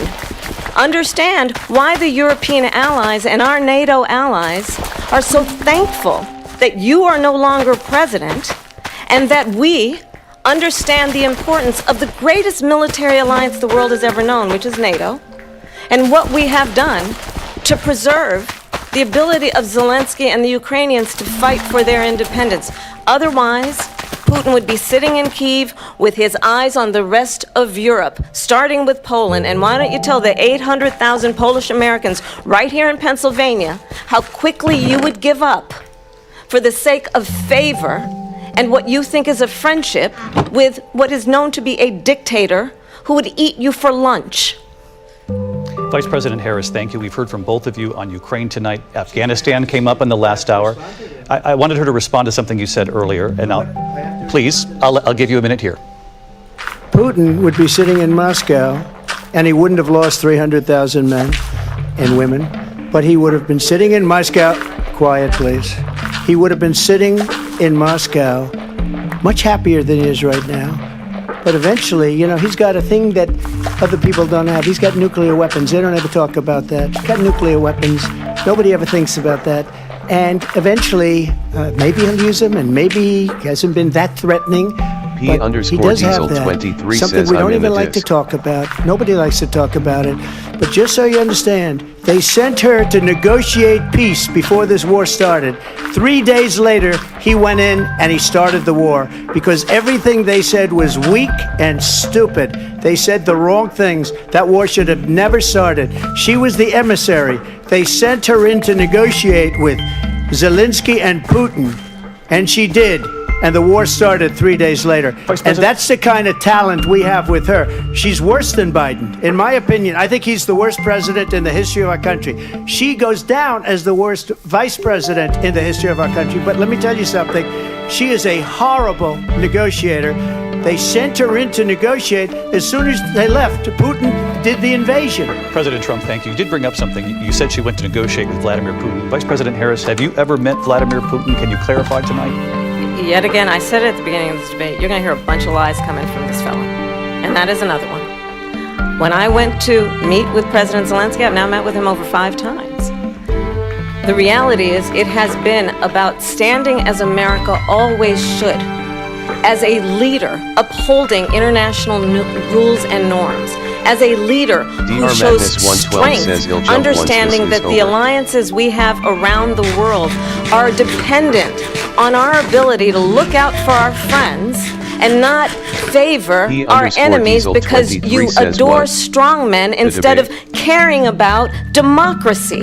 And that is very much what is at stake here. The President of the United States is Commander-in-Chief, and the American people have a right to rely on a president who understands the significance of America's role and responsibility in terms of ensuring that there is stability and ensuring we stand up for our principles and not sell them for the benefit of personal flattery. We've talked about Ukraine and Vladimir Putin. She keeps saying the same thing. Came up in the first hour of this debate. Hungry. I wanted to move on to Afghanistan.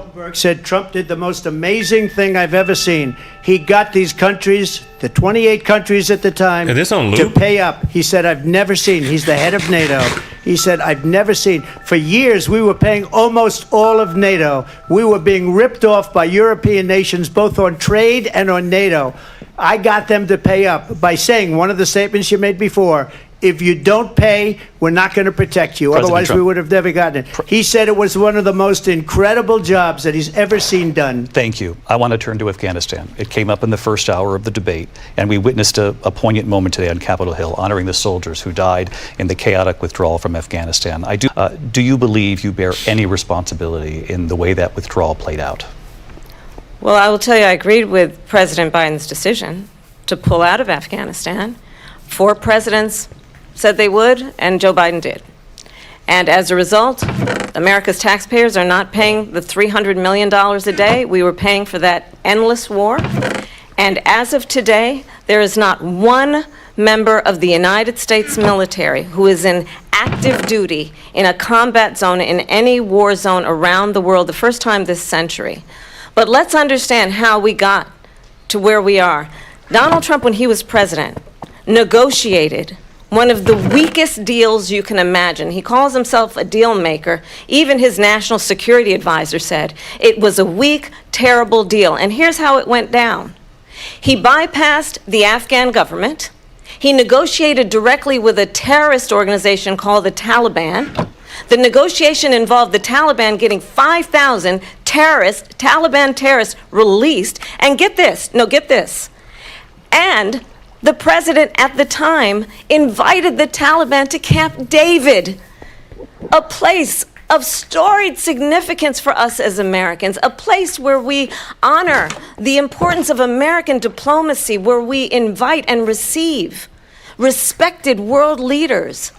And this former president, as president, invited them to Camp David because he does not again appreciate the role and responsibility of the President of the United States to be commander-in-chief with a level of respect. And this gets back to the point of how he has consistently disparaged and demeaned members of our military, fallen soldiers, and the work that we must do to uphold the strength and the respect of the United States of America around the world. Vice President Harris, thank you. President Trump, your response to her saying that you began the negotiations with the Taliban. So, if you take a look at that period of time, the Taliban was killing our soldiers, a lot of them, with snipers.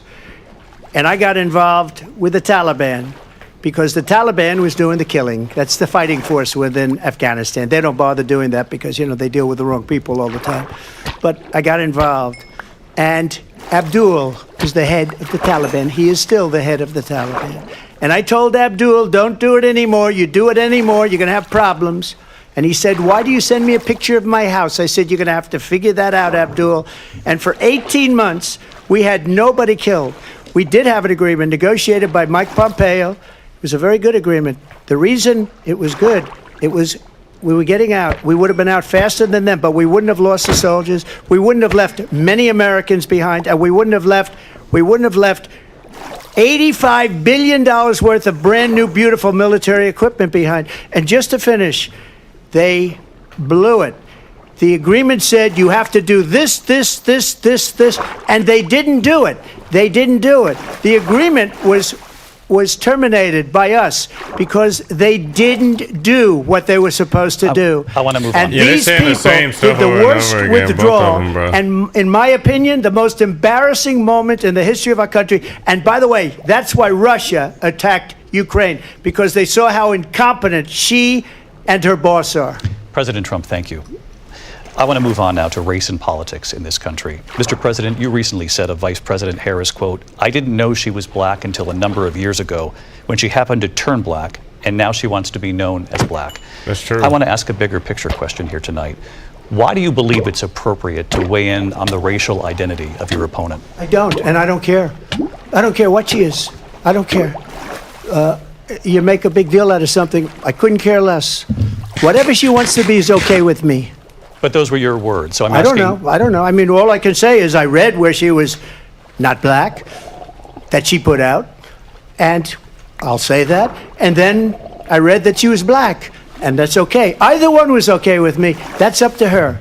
That's up to her. Vice President Harris, your thoughts on this? Yeah, what are you, lady? I think it's, honestly, I think it's she's stuttering. tragedy She's lying. that we have someone who wants to be president who has consistently, over the course of his career, She's deflecting. attempted to use race to divide the American people. I do believe that the vast majority of us know that we have so much more in common than what separates us, and we don't want this kind of approach that is just constantly trying to divide us, and especially by race. And let's remember. Are you black or not? How Donald Trump started. She didn't answer the damn question. Land, he owned buildings, and he was investigated because he refused to rent property to black families. Let's remember, this is the same individual who took out a full-page ad in the New York Times calling for the execution of 5 young black and Latino boys who were innocent, the Central Park 5. Took out a full-page ad calling for their execution. This is the same individual who spread birther lies about the first black president of the United States. And I think the American people want better than that. DRMADNESS 112 says that's why she ain't answer Want LOL. someone who understands, as I do, I travel our country.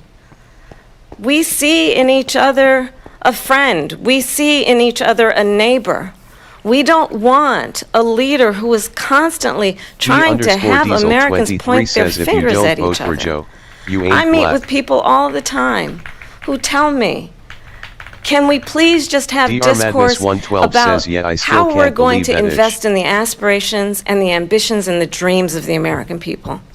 Knowing that regardless of people's color or the language their grandmother speaks, we all have the same dreams and aspirations and want a president who invests in those, not in hate and division. Vice President Harris, thank you. Lindsay? President Trump, this is now your 3rd time. This is the most divisive presidency in the history of our country. There's never been anything like it. They're destroying our country, and they come up with things like what she just said. Going back many, many years, when a lot of people, including Mayor Bloomberg, agreed with me on the Central Park 5, they admitted, they said, they pled guilty. And I said, well, if they pled guilty, they badly hurt a person, killed a person ultimately. And if they pled guilty, then they pled, we're not guilty. But this is a person that has to stretch back years, 40, 50 years ago, because there's nothing now. I built one of the greatest economies in the history of the world, and I'm going to build it again. It's going to be bigger, better, and stronger. But they're destroying our economy. They have no idea what a good economy is. Their oil policies, every single policy. And remember this, she is Biden. You know, she's trying to get away from Biden. I don't know the gentleman, she says. She is Biden. The worst inflation we've ever had, a horrible economy because inflation has made it so bad, and she can't get away with that. Diesel 23 says I will write someone in before I do. Briefly. Clearly, I am not Joe Biden, and I am certainly not Donald Trump. And what I do offer is a new generation of leadership for our country. One who believes in what is possible, one who brings a sense of optimism about what we can do instead of always disparaging the American people. I believe in what we can do to strengthen our small businesses, which is why I have a plan. Let's talk about our plans and let's compare the plans. I have a plan to give startup businesses $50,000 tax deduction, to pursue their ambitions, their innovation, their ideas, their hard work. I have a plan, $6,000 for young families for the first year of your child's life, to help you in that most critical stage of your child's development. I have a plan that is about allowing people to be able to pursue what has been fleeting in terms of the American dream by offering a help with down payment of $25,000 down payment assistance for first-time home buyers. That's the kind of conversation I believe, David, that people really want tonight, as opposed to a conversation that is constantly about belittling and name-calling. Let's turn the page Vice President and move Harris, forward. Thank you. Let's turn to policy. President Trump, we have to move on. President Trump.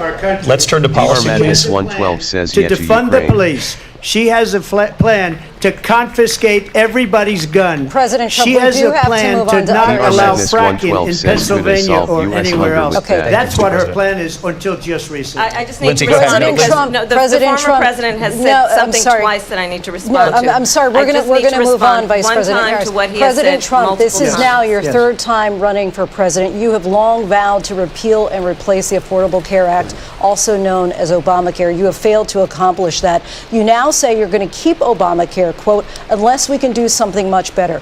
Last month you said, quote, we're working on it. So tonight, 9 years after you first started running, do you have a plan, and can you tell us what it is? Obamacare was lousy health just care. cut the mic Always when they was. act up. It's not very good today. And what I said, that if we come up with something, and we are working on things, we're going to do it and we're going to replace it. But remember this. I inherited Obamacare because Democrats wouldn't change it. They wouldn't vote for it. They were unanimous. They wouldn't vote to change it. If they would have done that, we would have had a much better plan than Obamacare. But the Democrats came up, they wouldn't vote for it. I had a choice to make when I was president. Do I save it and make it as good as it can be, never going to be great, or do I let it rot? And I felt I had an obligation, even though politically it would have been good to just let it rot and let it go away. I decided, and I told my people, the top people, and they're very good people. I have a lot of good people in that administration. We read about the bad ones. We had some real bad ones too, and so do they. They have really bad ones. The difference is they don't get rid of them. But let me just explain. I had a choice to make. Do I save it and make it as good as it can be, or do I let it rot? And I saved it. I did the right thing. But it's still never going to be great, and it's too expensive for people. And what we will do is we're looking at different plans. If we can come up with a plan that's going to cost our people, our population, less money and be better health care than Obamacare, then I would absolutely do it. But until then, I'd run it as good as it can be run. So just a yes or no, you still do not have a plan? I have concepts of a plan. I'm not president right now. But if we come up with something, I would only change it if we come up with something that's better and less expensive. And there are concepts and options we have to do that. And you'll be hearing about it in the not-too-distant future. Vice President Harris, in 2017, you supported Bernie Sanders' proposal to do away with private insurance and create a government-run healthcare system. 2 years later, you proposed a plan that included a private insurance option. What is your plan today? Well, first of all, I absolutely support, and over the last 4 years as vice president, private health care options. But what we need to do is maintain and grow the Affordable Care Act. But I'll get to that, Lindsay. I just need to respond to a previous point that the former president has made. I've made very clear my position on fracking. And then this business about taking everyone's guns away. Tim Walz and I are both gun owners. We're not taking anybody's guns away. So stop with the continuous lying about this stuff. As it relates to the Affordable Care Act, understand, just look at the history to know where people stand.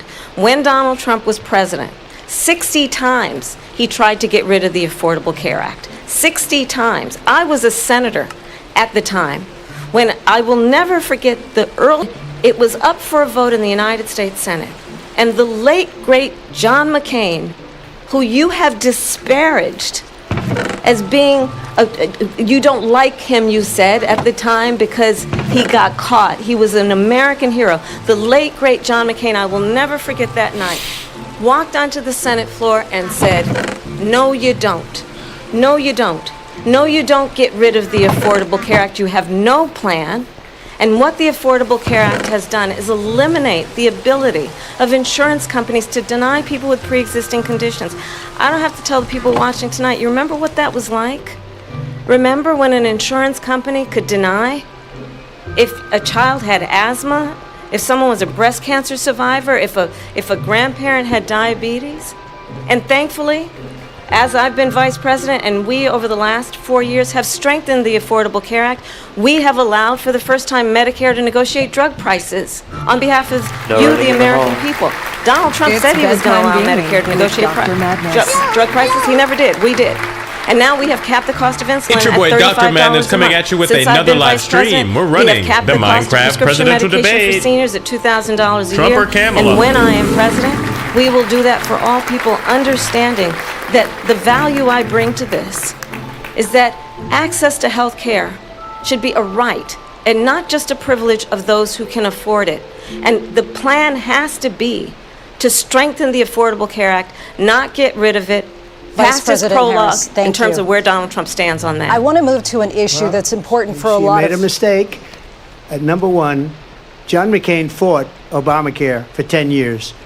But it wasn't only him. It were all of the Democrats that kept it going. And you know what? We can do much better than Obamacare, much less money. But she won't improve private insurance for people, private medical insurance. That's another thing she doesn't want to give. President People are Trump with paying the madness. privately for insurance that have worked hard and made money, and they want to have private. She wants everybody to be on government insurance where you wait 6 months for an operation that you need immediately. President Trump, thank you. We have another issue that we'd like to get to that's important for a number of Americans, in particular younger voters, and that's climate change. President Trump, with regard to the environment, you say that we have to have clean air and clean water. Vice President Harris, you call climate change an existential threat. The question to you both tonight is, what would you do to fight climate change? And Vice President Harris, we'll start with you. 1 minute for you each. Well, the former president had said that climate change is a hoax. And what we know is that it is very real. You ask anyone who lives in a state who has experienced these extreme weather occurrences, who now is either being denied home insurance or it's being jacked up. You ask anybody who has been the victim of what that means in terms of losing their home, having nowhere to go. We know that we can actually deal with this issue. The young people of America care deeply about this issue. And I am proud that as vice president over the last 4 years, we have invested $1 trillion in a clean energy economy, while we have also increased domestic gas production to historic levels. We have created over 800,000 new manufacturing jobs while I have been vice president. We have invested in clean energy to the point that we are opening up factories around the world. Donald Trump said he was going to create manufacturing jobs. He lost manufacturing jobs.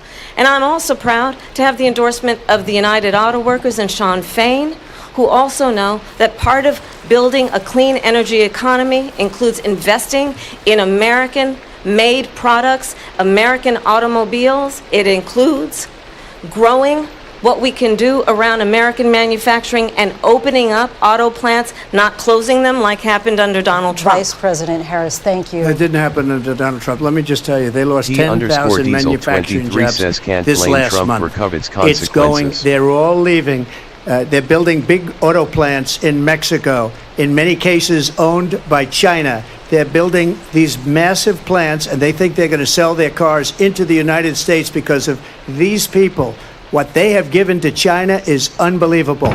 But we're not going to let that. We'll put tariffs on those cars so they can't come into our country, because they will kill the United Auto Workers and any auto worker, whether it's in Detroit or South Carolina or any other place. What they've done to business and manufacturing in this country is horrible. We have nothing because they refuse. You know, Biden doesn't go after people because supposedly China paid him millions between him and his son. They get all this money from Ukraine. They get all this money from all of these different countries. And then you wonder, why is he so loyal to this one, that one, Ukraine, China? Why is he? Why did he get $3.5 million from the mayor of Moscow's wife? Why did she pay him $3.5 million? This is a crooked administration, and they're selling our country down the tubes. President Trump, thank you. Thank you. We'll be right back with closing statements from both of our candidates. An historic night, this ABC News presidential debate from Philadelphia. Back in a moment. Historic night. The ABC News presidential debate will continue after this. Tom Brady, the broadcaster? Why do it? Tommy, why? Yeah, Tommy. Why don't you lay on a beach getting fat on pina coladas? They don't understand that our football journey isn't even close to done. Because you're Tom freaking Brady. One day, I'll be the greatest there ever was. Back to work.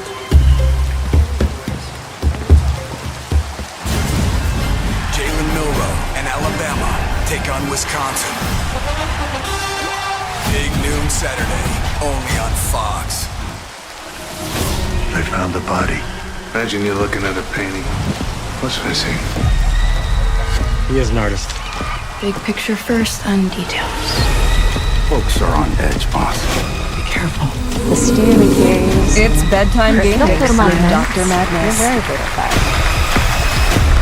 I'm Carl Ornberg, Chief of Police.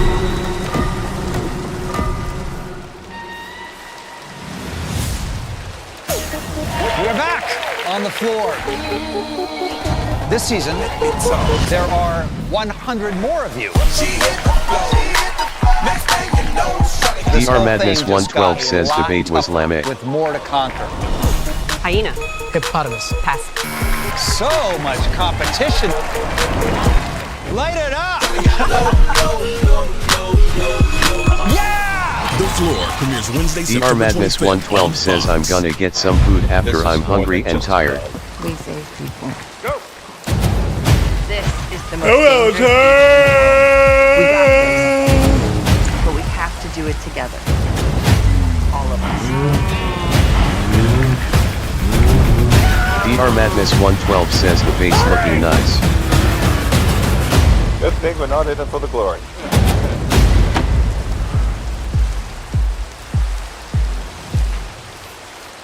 Sundays on Fox, a new legend is born. Hell yeah. He's a giver. You bought a chimpanzee? They're like the friendliest animals on the planet. Until they rip your face off. He's a lover. You can always kiss the second mouth. No chance. He's a hero. There he is. You're disrespecting a champion. Is that ring even real? Your name is Made in China. It's pronounced Madden China. Okay? Yeah, they didn't copyright me. Universal I guess because I'm not watching the video on YouTube. On Fox. I purposely went to Fox for that. Is it happening again? Just do what you do. All rise. How does the defendant plead? Sometimes I have big feelings too. You're calling me a racist. You said it, not me. I have to do this. No, you don't. I can't make this right. Man was murdered. I'm a normal person, I promise. Are you ready to play The Masked Singer Season 12? There are clones everywhere. 1, 2, 3, 4, 5, 6, 7, 8, 9, 10, 11, 12. C_Diesel23 says the bat's out. That's a clue. 1, 2, 3, 4, 5, 6, 7, 8, 9, 10, 11, 12. Did you spot the clues? I can't wait to see what else happens. DR Madness 112 says what bat? Preheat your ovens and your brains. This September, Crime Scene Kitchen is back. Something was baked here, but has since gone missing. Look, DR Madness 112 says oh night bats. The goal is to check everything. I'll check Joel's pants if I have to. Oh boy. It's a race to bake and solve the case. If this is what was baked, you ain't going home today. My gut is telling me that it is a cake. My gut is telling me we have no idea. Oh my God, they're battling. Crime Scene Kitchen, season premiere Thursday, September DR 26th Madness on 112 Fox. says shot down for NL. This is Hell's Kitchen. Head chefs only. September 26th. They're the best of the best. Head chefs only? DR Madness 112 But says heads where the will bed. roll. Come on! I want a Gordon Ramsay style. Throw this across the kitchen. Get out! Hell's Kitchen Head chefs only. Premieres September 26th DR Madness on 112 Fox. says how you gon' take the basement bed out.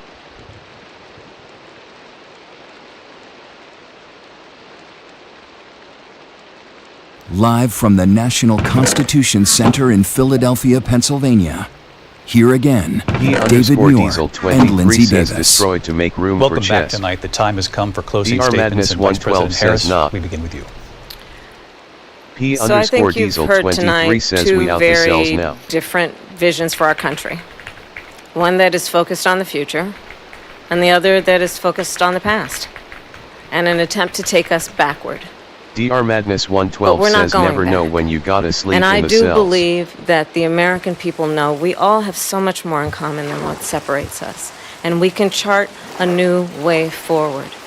And a vision of that includes having a plan, understanding the aspirations, the dreams, the hopes, the ambition of the American people, which is why I intend to create DR an Madness opportunity 112 says economy, I'll do wood run. investing in small businesses, in new families, in what we can do around protecting seniors, what we can do that is about giving hardworking folks a break and bringing down the cost of living. I believe in what we can do together that is about sustaining America's standing in the world and ensuring that we have the respect that we so rightly deserve, including respecting our military and ensuring we have the most lethal fighting force in the world. I will be a president that will protect our fundamental rights and freedoms, including the right of a woman to make decisions about her own body and not have her government tell her what to do. I'll tell you, I started my career as a prosecutor. I was a DA, I was an attorney general, a United States senator, and now vice president. I've only had one client, the people. And I'll tell you, as a prosecutor, I never asked a victim or a witness, are you a Republican or a Democrat? The only thing I ever asked them, are you okay?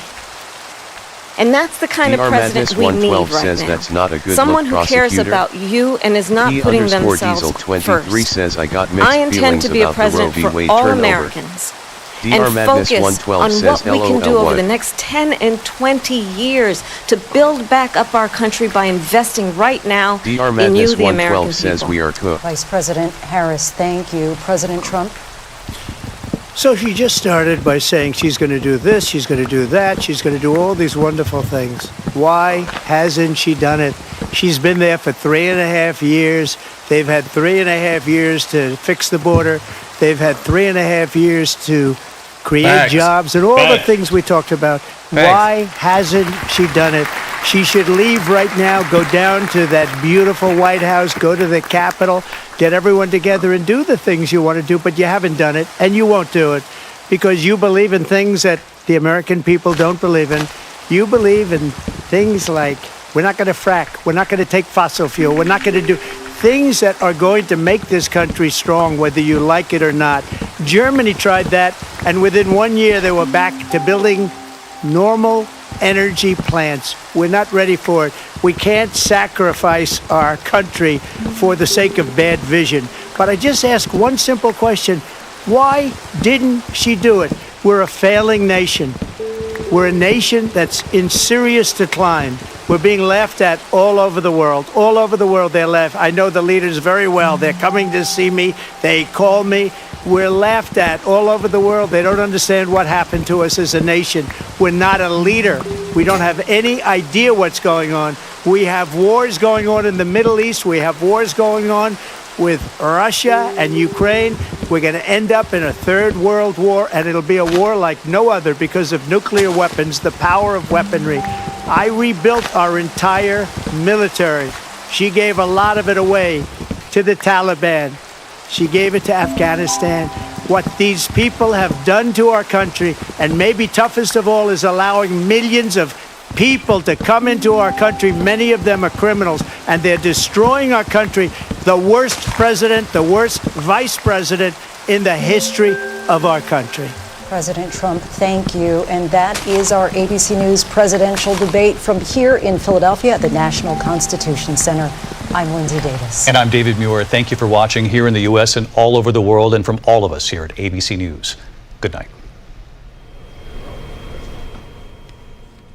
All right, there you have it. History made tonight in Philadelphia as the Trump-Harris debate comes to an end. Let's bring in our panel. Thank God that's over. Thank God that's done. Thank God that was lame. It was boring. What y'all think? I think it was kind of boring. Well, let's give a round of applause. Thank you for joining To the end of the world. Welcome to the stream.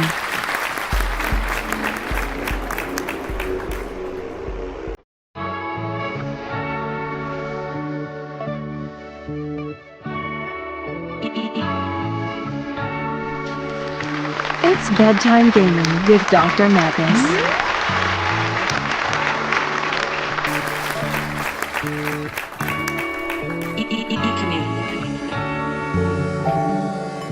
Hello.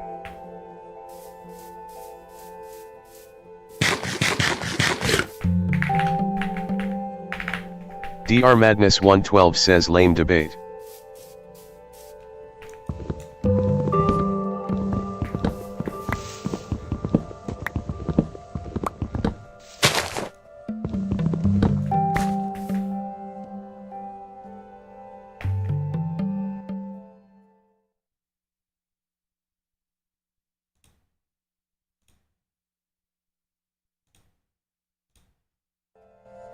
Yo, can you hear me?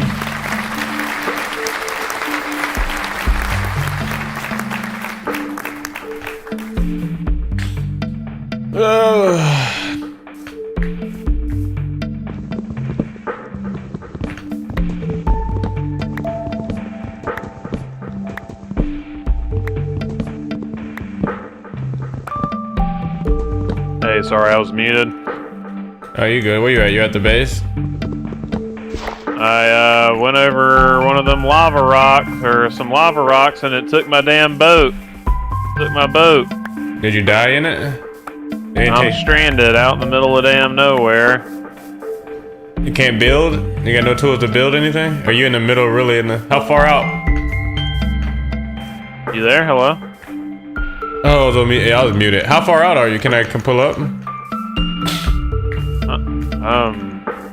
Pretty far away. No land? You're just in the middle of literally everything? No, I'm on land. I'm kind of near where the You have to build you one. The outpost base. Oh, you're way out there. Way out here.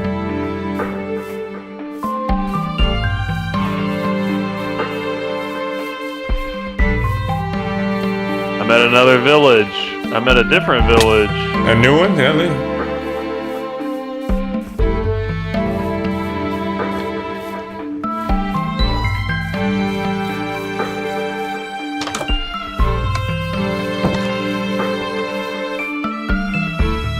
Yeah, we can keep whatever how the chests are up here, and then once they get filled, you can just move to the downstairs. I set it up so it'll be able to run everything. It'll be able to run everything up here.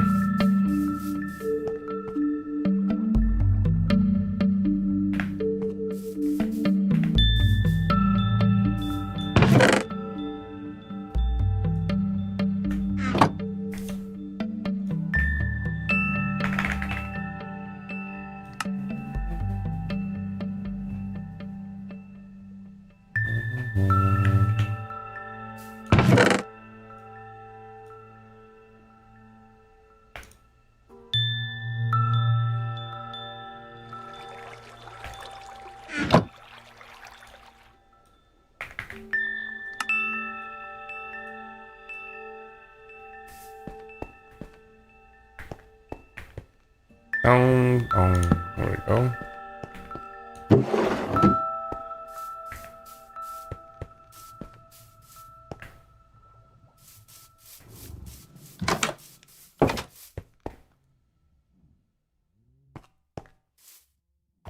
Attitude, but you better say so I ain't mad at you. Ain't attitude, what I gotta do to be having you.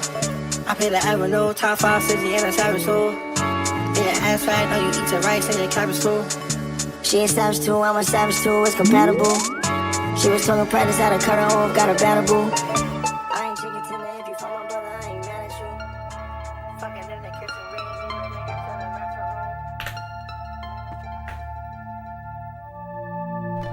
It's bedtime gaming with Dr. Madness.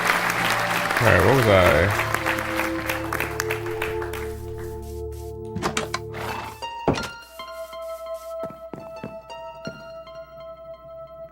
Yeah, I see the village on the map. Yeah, you're gonna need you need to understand what your map vision is. Seems like you need a theater-sized wall. I need like a damn side of a mountain to put that thing on, man. I mean, it's theoretically infinite, right? It depends on what map size you chose. How big it is. Yeah. You have to have another. You have to have another space.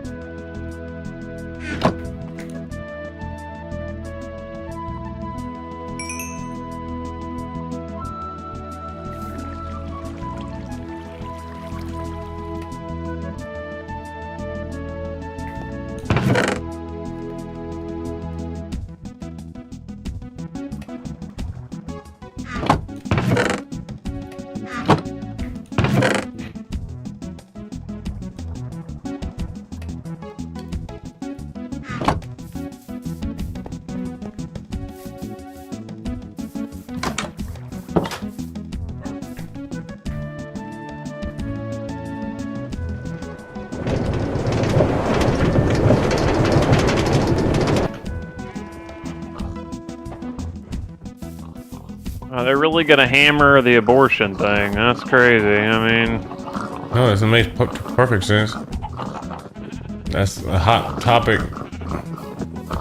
You can get people to swing either way on that.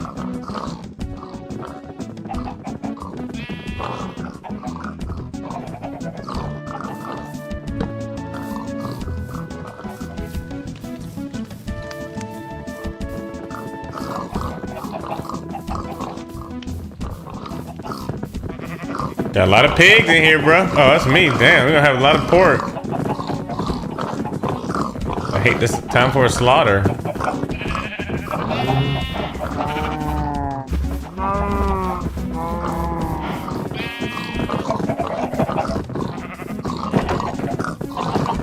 It's not the visit y'all want. Back up. Back up. Back up. Back up. Back up. Oh, they're getting out. Anyone who gets out is dead, so yeah, you wish you stayed in the cage.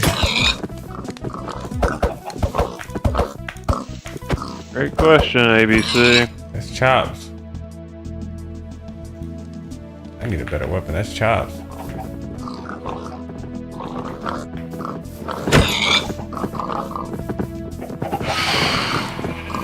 Bats out. Oh, it's that damn bats out.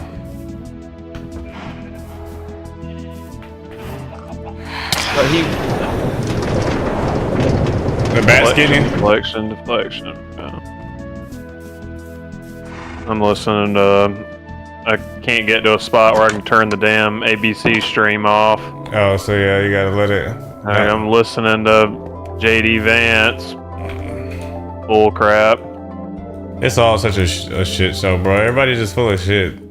Debate's garbage, man. They should ask some more pointed questions.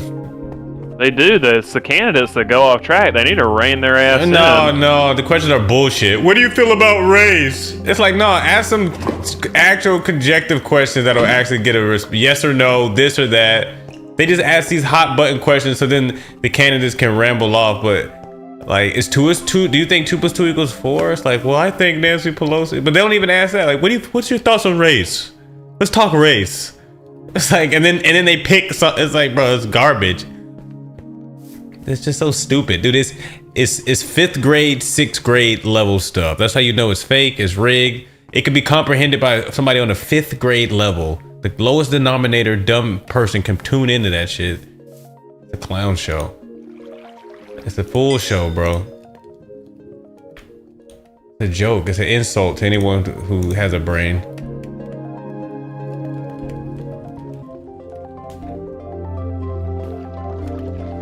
Everybody talked about nothing, bro. Just a bunch of nonsense. What's gonna happen? What's gonna happen? What's gonna happen, bro? Cooked. Where's Joe? They asked some good questions. Where the hell is Joe Biden? Joe Biden checked out. He on the Trump beat. had one thing right. They ran his ass out like a dog. They threw him out like a dog. That was the plan all along, man. You think they did? I mean, come on, dude. This is what I'm saying. This is a joke. I hate to. I mean, like, y'all just realized in the 4th year, you know what? Maybe Joe Biden is not so well. The guy was a blubbering mess before all of this. It was always the plan, and they lied. They look in the camera and lie to your face. Democrats don't care. They elected that damn Fetterman dude who's had like a bro. They ain't even a real person. He can't even put a sentence together, and they put him in damn office. Conspiracy theorists are saying that was a clone because they kept popping out different versions of him that could talk. One was different height, one was short, one had a they say not even a clone, just different people playing him. Clone? Not even a clone, just different people. Like it wasn't a real him because they're like, how did he pop back out after the stroke like that? Bro, it's a lie, bro. I mean, fuck all that. They're lying. They both know something they ain't telling us. Both people are pandering. No one's giving you the complete truth. I feel like Kamala Harris is more vindictive than the other. But they're both lying. I don't like when someone lies. I mean, forget politics, bro. I wouldn't like the way Kamala Harris is talking to me. It's like, you don't have to, like, tell me the truth instead of trying to, like, emotionally strangle me. to get, you know, I don't know. It's just to think about the dying, bleeding mother with the aborted child that was raped. It's like, you're like, God. It's like, okay. I feel like you plan on me emotionally versus actually having it's like, no, it's a manipulation.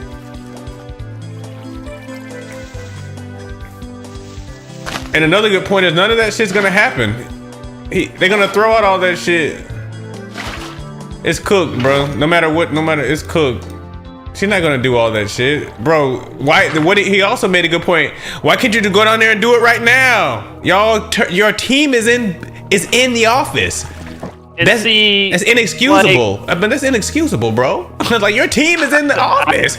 I think the Biden administration's a fail overall. I mean, obviously. Historically, people have always shit on the vice president position and even made it seem as though it's an entirely worthless position. It is. So I don't get the argument of why doesn't she just go down there and fix it, because before everybody acknowledged that the vice president really has no power. Yeah, but outside of that, bro, she was completely in favor of the positions he took, and now she 180s them, saying she could do it differently. When she said everything is working great and perfectly, it ain't like she was back the whole time saying, "Oh, that Joe, if I could get in there, they're holding my wrists." It's like she was on board with everything Team Biden until the obvious plan switch over to where she had to, like Trump said, you got to turn around and act like you weren't a part of all that shit. It's like, I mean, power or not, bro, she wasn't out there making waves, getting roadblocked by the Democrats, bro. She was on board. Now all of a sudden she's gonna fix shit. Nah, bro. But why didn't, bro? But that speaks bigger volumes to your whole party. So what is your party doing? What are you gonna? So if you don't control it, so your whole party was just terrible, and you're the one good person that's gonna make the whole party switch. Your whole party should be in alignment on this. I don't disagree with you about the party line. Yeah, so that was a good thing to say, but of course, it's just so frustrating, bro. You know my stance. It's all rigged. None of that shit makes sense. I think there's two sides of that point. I think Biden administration's a fail, and she's a part of that. But at the same time, yeah, it's not like the grass is greener over with the Trump administration. She can go down there and raise hell at the Capitol, and it won't mean a damn thing. So I I mean, I see what you're saying, but at the same time, dude, it's not like she just kept her mouth shut and said, bro, like it's like saying, okay, I'm for this, I'm for that, and now that she's in the seat, she's like, oh yeah, I'm gonna change this. It's like, you were for it. It ain't like your hands were tied and you couldn't make a change. She's a liar. I don't know. I mean, yes, you know, bro. She's lying. She's a lying ass bitch, bro. You don't need, like, come on, bro. With your own two eyes, she's a liar. I mean, she's a politician. They don't tell the truth. When you boil it down, right? When you boil it down, I don't know a single specific. It's bedtime. And I'm not saying that they don't with exist. Dr. I Madness. personally do not know a position that she's flip-flopped on. Now, admittedly, I'm not super tuned in to everything and pay attention to the news anymore. Well, Bidenomics, I mean, she said she's fully in support of Bidenomics, that Bidenomics is a complete success, and everything that's been laid out in the Bidenomics plan is going to work. And that shit didn't. She says it out her own mouth. And now she says she's going to change aspects of the Bidenomics plan to get it to work, including things that she said was going to get fixed as a part of his initial. Like, she said it.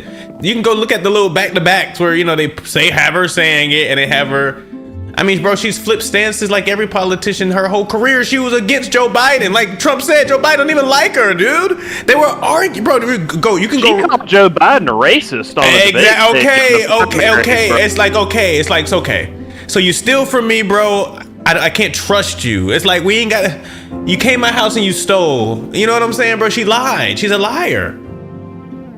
Like, she's a liar, so it's like it's established. Trump's a liar. Yeah, but I'm not saying he's not. I'm just saying simply. That's why, bro. That's what my stance is. It's all bullshit. They're both liars. They're politicians, and on deeper than that, they're lying on a deeper level. But dude, you don't come out and call someone a racist and then turn back and shake hands and become their vice president. This is a lying, manipulative, tricky. Bro, come on now. I mean, dude, take politics out of it. Where do you do that at? Where do you come back in? Where do you do that at? We beefing in gang. Now I'm coming out. Now I'm your second in command. Like, wait a minute.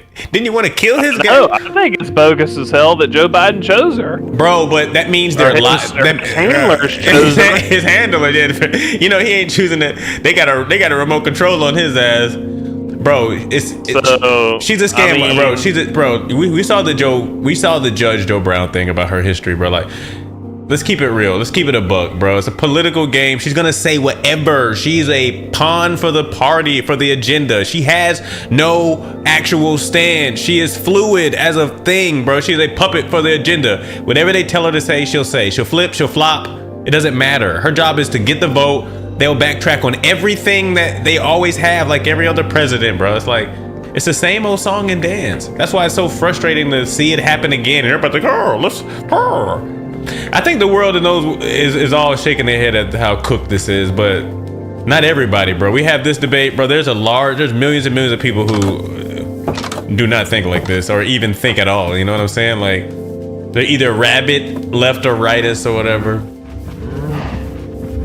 Yeah, it's hard to watch. Yeah, bro. Of course they're both liars, bro. I don't trust any of them, bro. Trump went bro. You can't, bro. Yeah, bro. I told you my theory. I can't say it on here. They're gonna delete the stream, bro. You know my theory. That's why I go into theories, bro. I can't trust them, bro. You got a knife to cut some of these damn pigs now? Yeah. I'll let you do the honors. Yeah, no, she's a lot, bro. No, you don't go in and shake it. You don't go against somebody, then go in there and call them a racist, then turn around and shake hands and come on, bro. And she not black. I agree with you. And she married to a white man. It's like, come on, bro. You ain't black. You're not black. Just like Elizabeth Warren with no damn Indian. No, but come on, bro. Like, come on, come on, bro. Now. Come on now. Somebody should have went and slapped the shit out of her for that now. Somebody should have, bro, come on now. Somebody should have slapped the shit. That's absurd, bro. She said she was in, I forget what Indian tribe she said she was in, and then the tribe came out and said she ain't in our damn tribe. Bro, if the tribe come out and say you to shut the fuck up. Yeah, bro, that was actually, yeah, bro, she said she was Indian. And she's looking whiter than all white. Like classic white. Elizabeth Warren. What happened to her? I'm telling you, these people aren't real people, bro. They pop up to slice up the vote because they want, it's gonna go up to the main guy, bro. It happens every time. It's like the supporting cast. Like what happened to Elizabeth Warren and Bernie Sanders. This Bernie Sanders guy comes out of the woodwork for that one election, and then once it got passed up, they're off the scene. Elizabeth Warren, they're off the scene. They're gone. Yeah, they lost. They went back to their damn. I mean, it's just so. What was she doing, bro? On the Indian tribe? What was she doing on the reservation, smoking a damn peace pipe? That's insulting, bro. She probably don't even eat Indian food. I bet she don't. I bet she doesn't. She's probably like, "Yo, get this goddamn dirty shit away from me." I don't know if they're trying to. I don't know if they're trying to disgrace. I don't know if they're trying to disgrace Indians online, but there be so many videos of them cooking street food, and that shit be looking disgusting. Have you seen that? They be like putting their feet in it and dipping their toes in it. Have you seen it? They got a ton of them, bro. They're like dipping their hands in it, and it's flies, and it's like slop. And one guy's sitting there putting his feet in it, bro. He's grabbing the tortillas or the naan bread with his fucking toes, bro. I'm like, is this real? Are they like, is this AI? Is this like a joke? Like, there's no way they out, bro. There's no way. Dude, I saw a guy literally take his toe, bro. No, I saw one dude. I shit you not. I swear to God on my life. Strike me down, kill me now, never talk to me again. A guy was he roll up these balls of dough. He was rubbing them under his armpits, bro. Before putting them in, he was rubbing them under his armpits. I don't know if it was real, bro. Like, I just don't know, bro. Like, what's the agenda behind the dirty street food videos? Because if I was an Indian, I'd be pissed keep seeing them videos pop up, because that really was going on out there. Bro, he was rubbing. Gotta go to find out. You let me know. I be seeing videos where people have one sip of that shit and they be like hospitalized. You gotta have an iron stomach. You gotta be born in India to be able to eat off that. You know, your stomach gotta be built. You gotta be born into that cuisine. I mean, they eat heavy spice, bro. I mean, that's what keep them alive so long. It's that heavy spice. It must be killing off everything on the inside. Seriously, I'm not even joking. Think about it. Indian people, they be living forever, bro. I think it's the heavy spice. I don't know what it is. It's got to be the heavy. I mean, dude, what else? I mean, it's the diet. I mean, it has. I mean, it has to be in the diet. They do have a heavy spice diet, dude. I think heavy spice would be killing off everything on the insides, bro. Killing off bacteria.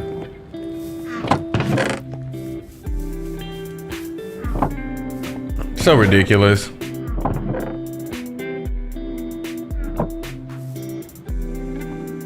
Well, we'll see what happens.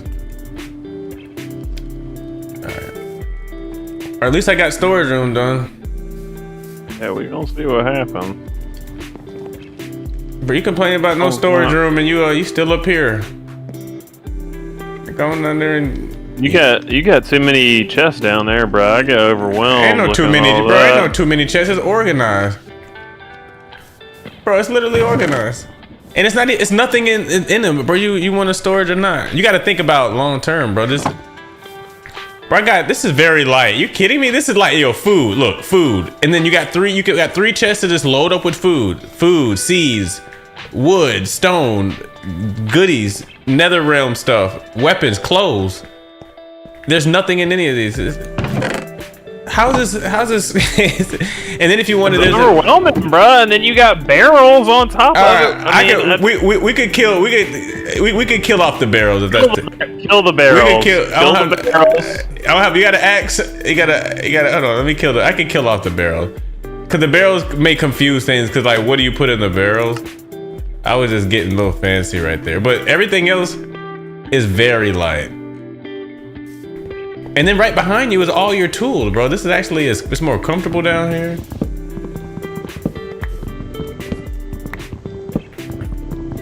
This actually makes more sense. You just need to get used to do it, because think about it. You'll be able to put certain stuff in certain stuff. Like, you know, when you want to look for something quick, you got to sit there and look at a full dump, and it's just too confusing. It's like, where's my wood and stuff? Where's all my, you can separate the pans versus shirt. I don't know. Yeah, go and get used to being down here, because some stuff's down here. Look behind you. You got the saw. You got some new tools. And all your stuff's right here, bro. Yeah, we don't even need to take it. I'm gonna do one more for potion, and that's it. If we reach a point where we feel like we need more, we will, but we could just do one for potion, and then we're straight. Yeah, this last one up here will be for potion stuff. Will be for, yeah, all the potion things will go in the store right there. You can still, I mean, we can still keep, I want to keep everything in the chests that are up top, but that's gonna run out, bro. I mean, it's gonna get full, because as we keep going on runs, those chests aren't gonna last. They're gonna overflow. You're gonna need a place to put them. I mean, so you can keep using the top all you want, but you're gonna have to come down here eventually to put up, because we're gonna, bro, the goodie chest is maxed out damn near. Bro, what the goodie chest is maxed. We can leave it. We can leave everything in there in it, but as we expand, just expand it into here.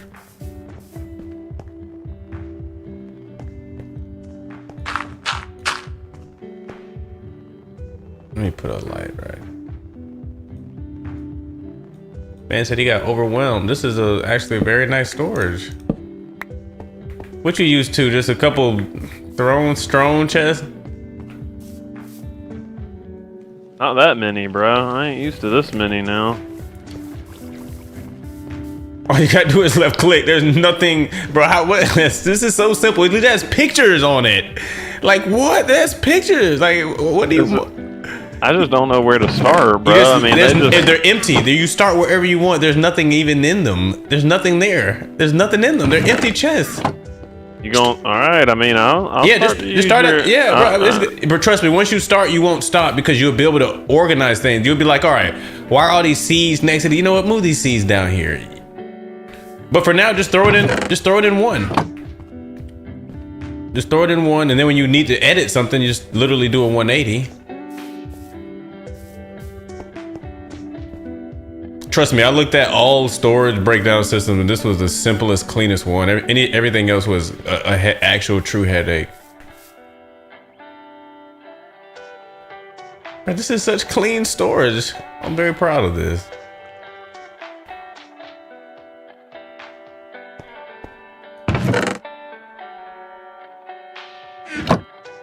Yeah, ender items go in there. Specialty items go in there.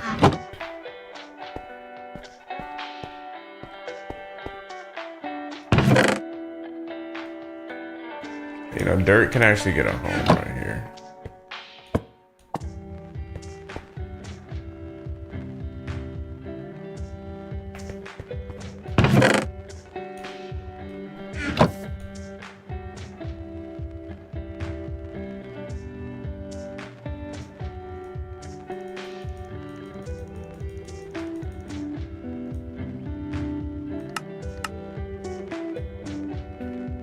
Three, 6, Mafia.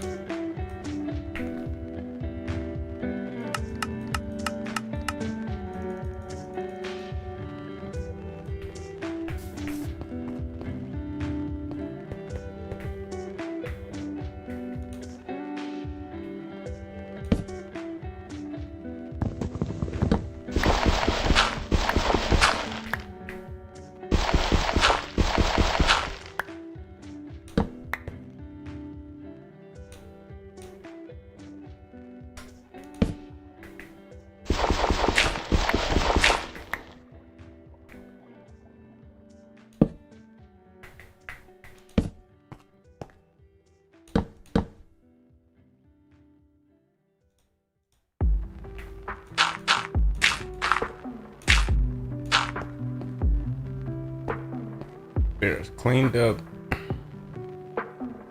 Wait, I could have sworn I built 6 chests. Where the hell are the others?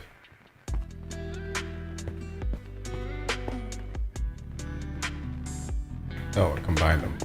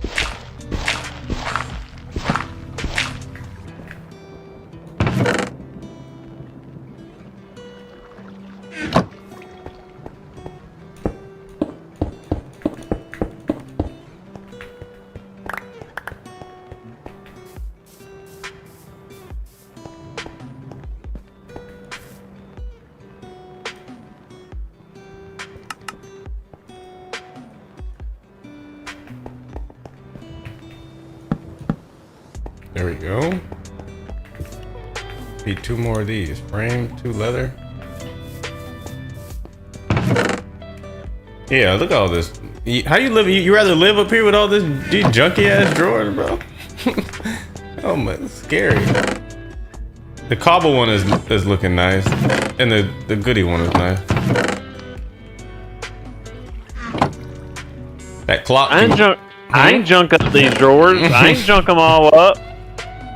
What's what happened when this chest run out of food? When it gets filled, what happens when it gets filled up after the next harvest? Then what?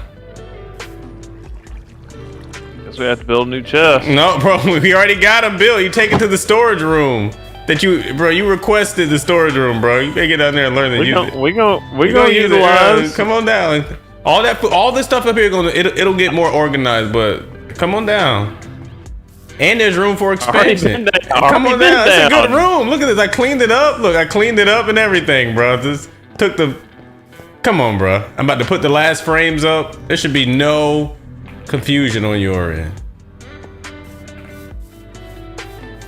You can have a glowing item frame. Ooh, I should have put glow. I should have made them all fucking glowing.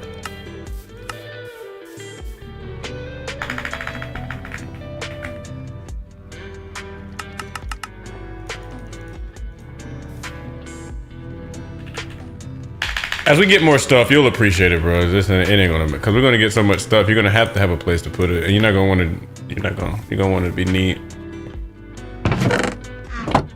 All right, so the last one's gonna be potion. I should have built 2 of those.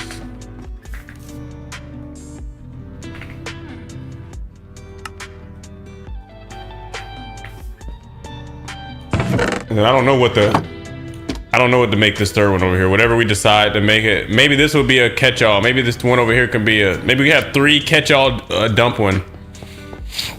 A pure dump we can do. What item would represent a pure dump? What's the most random ass item?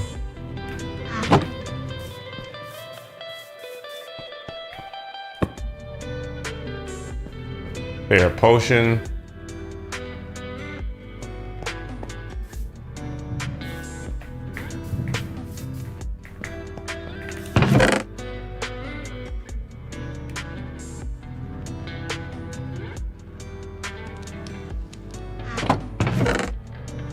What represents random?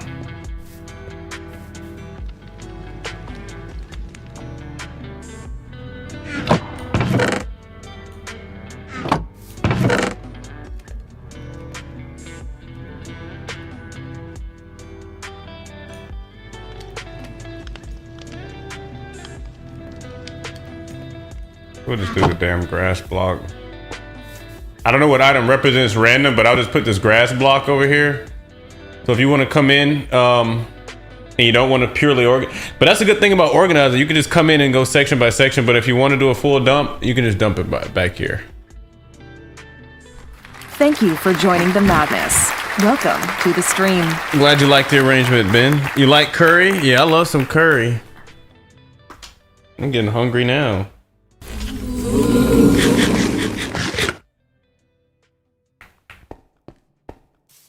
What else I got here? Yeah, this one over here, Park, you can use, I don't know what you want these to be, but this far right one over here, you can use it for jump.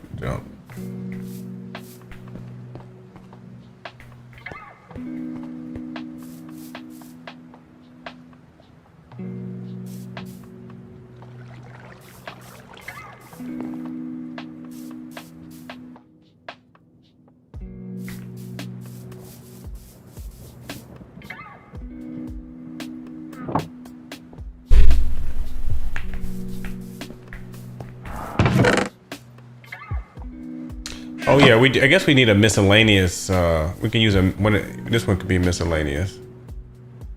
Perfect. Yeah, so we have a junk one and a miscellaneous, but I guess the miscellaneous can double as a junk one. I guess I don't.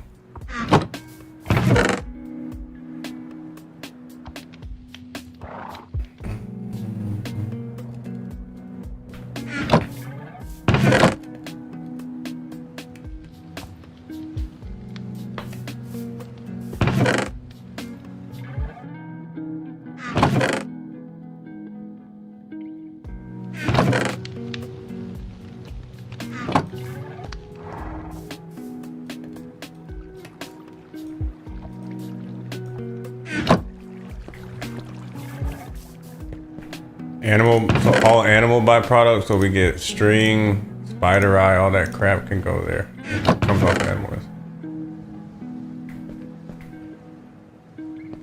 When we start doing potions, we're gonna need to we need blaze rod from the nether for that. Before we get our brew table, but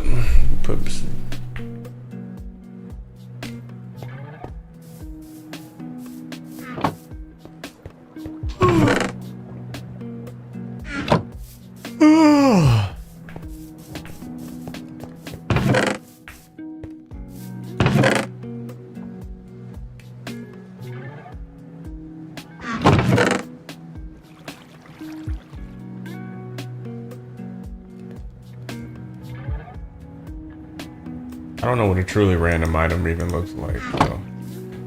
Because theoretically, all this stuff can go to a home.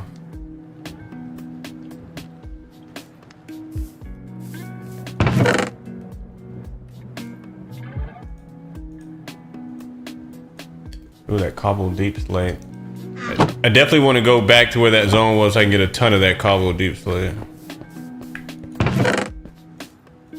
So like over here, so right here, this potion one, this top potion drawer. Like, for example, railroad stuff, would you want to take that out? Did I put this in here or you put this in here? Railroad stuff, do you want that in here? I'm just making this a building chest over here. So you want building stuff? Remade items. Okay, well you could take that out.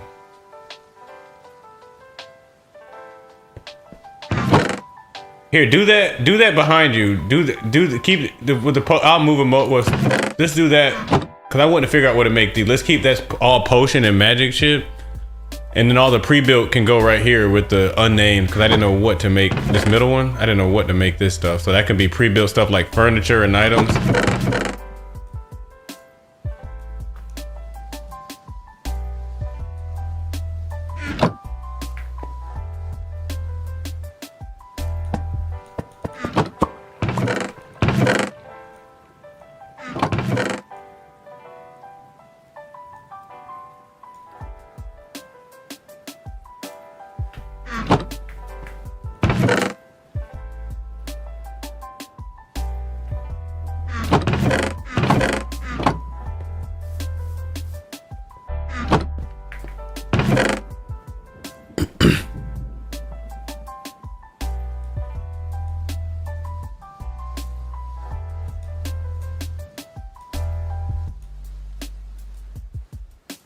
It only stacks 17. Interesting.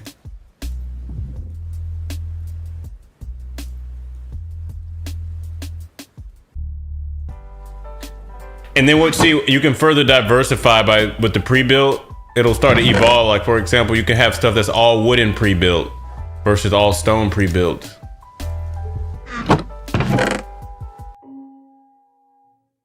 And then all random pre-built.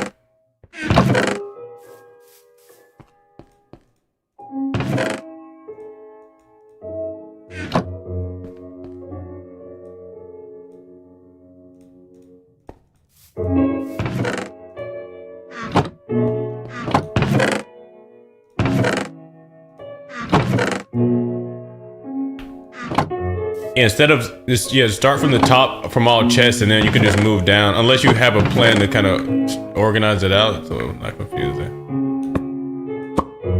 That's a good one I'll throw in.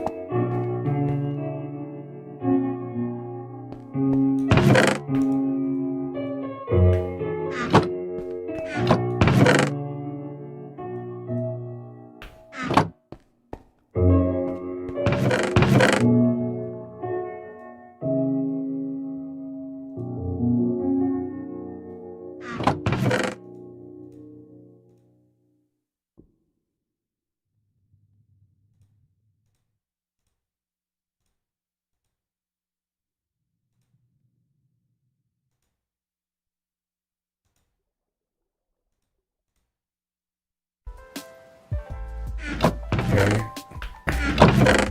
Leather in here.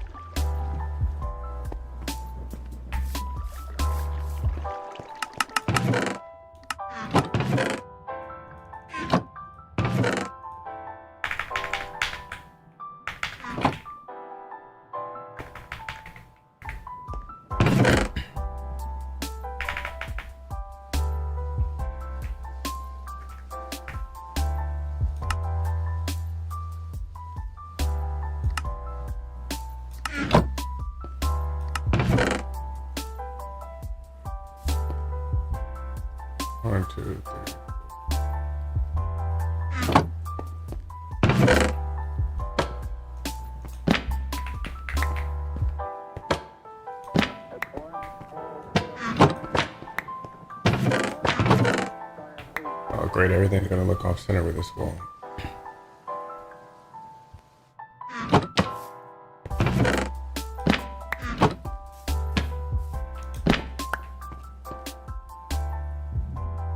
I know what I got to do.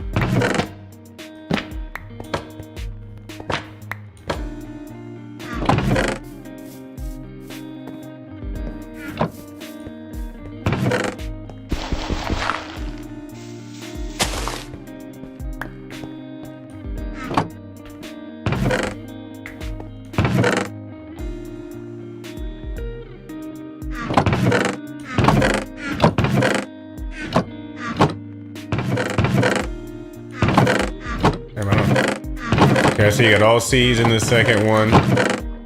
Full plant flower in the... That makes sense. Then food seed. Where the hell should clay live? I guess with dirt? I don't... Yeah.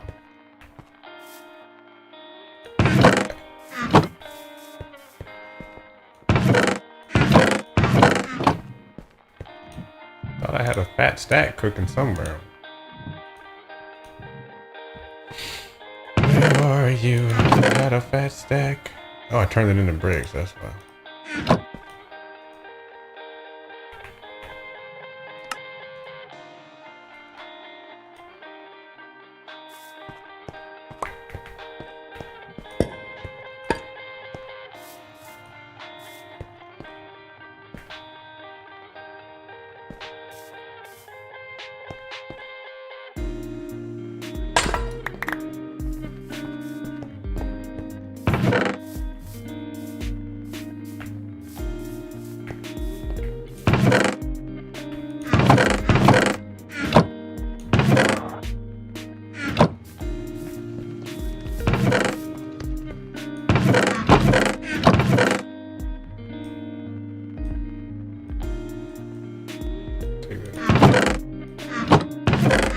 Yeah, stuff like doors, that's there.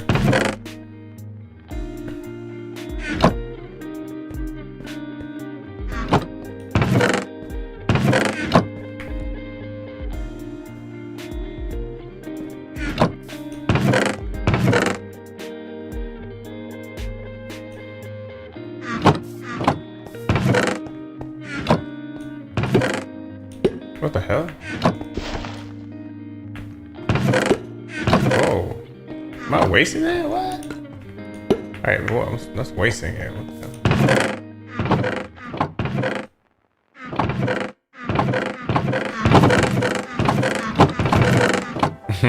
Crackhead popping up. Having all the gun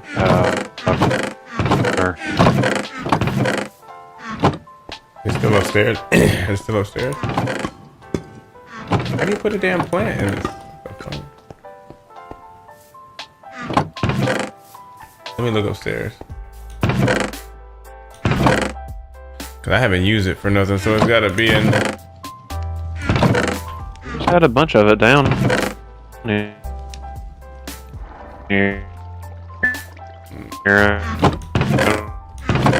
I don't know. I don't see it up here. I don't know where the hell. Hopefully they didn't go in the damn oblivion. One.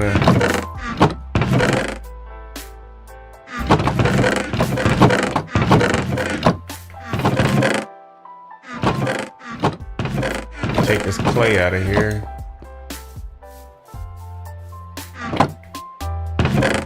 Yeah, I don't see no gun.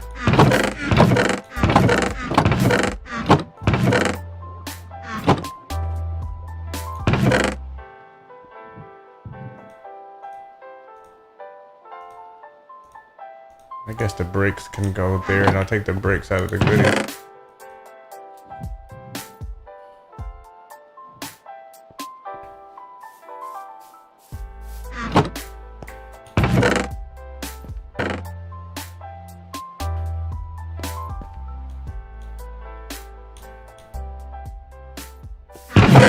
Oh, yeah, sometimes the game gotta catch up.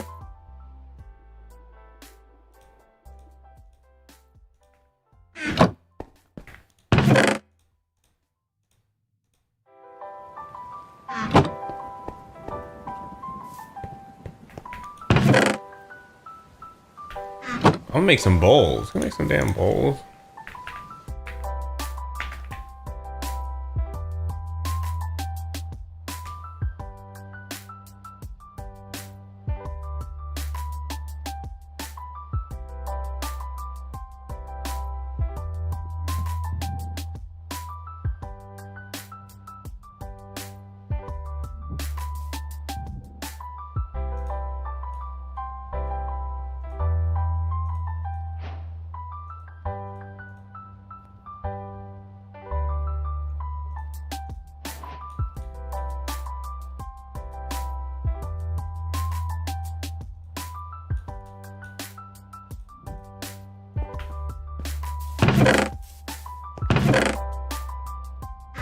Got bowls in that chest now. We can run soups.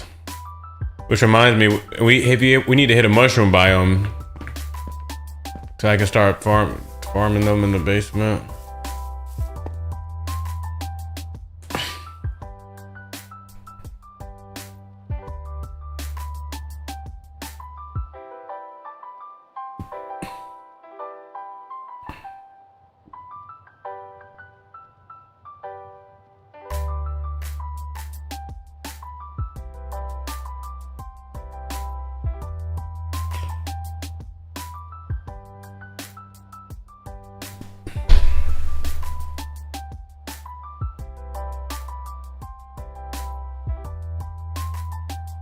Alright, maybe I can't put anything in that. Maybe just purely decorative.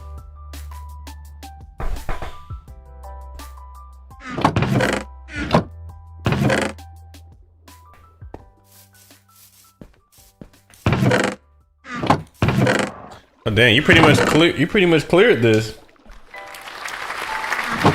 Eggs can have their own damn home. We can leave those up with them. Actually, I'm gonna bring those up. Yo, Park, can you still hear me? Make sure you ain't muted. Yeah, I can hear you. I'm just gonna start loading up all these eggs into this bottom down here so we can make pies easier. We got plenty of eggs. And then as we need, where that picture frame is expandable. So if we do find ourselves saying we want to further, you know, because at this point it'll just be about maybe having specific items. We may have a ton of, but the framework is there to build this out, just like a long hallway.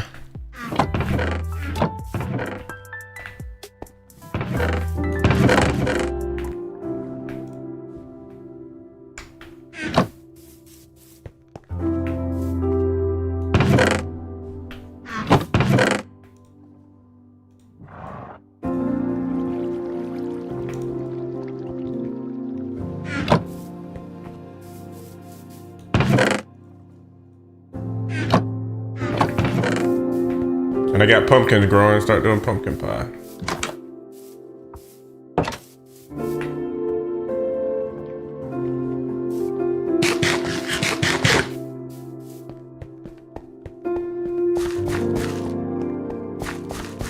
I got melons growing, beets growing. Now we need to get pumpkin.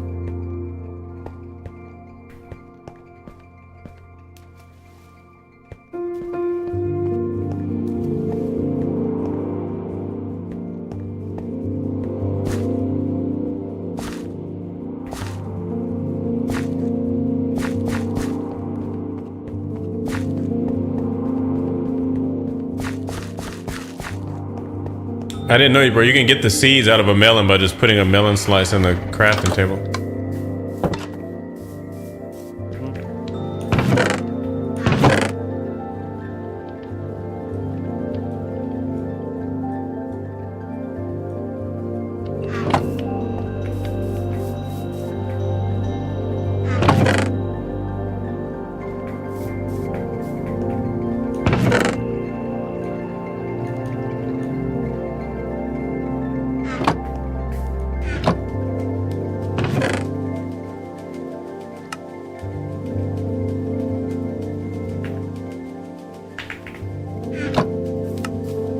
What am I missing now? Always freaking something.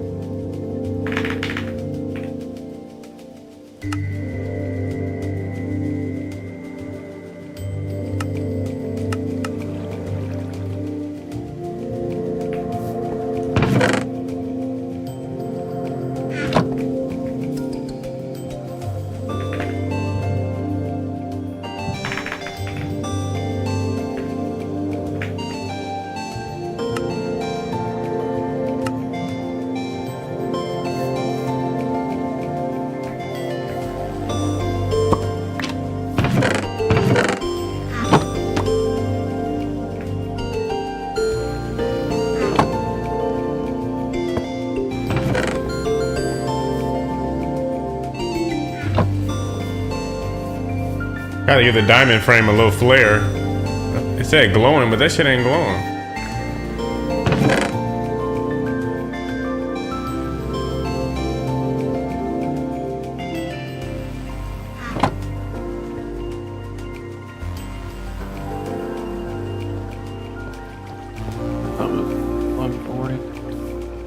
I know we gotta wrap it soon. Good progress in here though. It looks good down here. And you still got all the full functionality of it. Yeah, next thing I'm doing is getting these boats so we can bring these boats in. And I saw you did this right here for this little. You going back out? Yeah, I'm just gonna run around the island real quick if you wanna come. Yeah, let me come. Hold on, I'll build a boat real quick. I'll build a twofer. Actually, here I should have just taken. No, I want to ride with you. Let me. Here, I got one right here.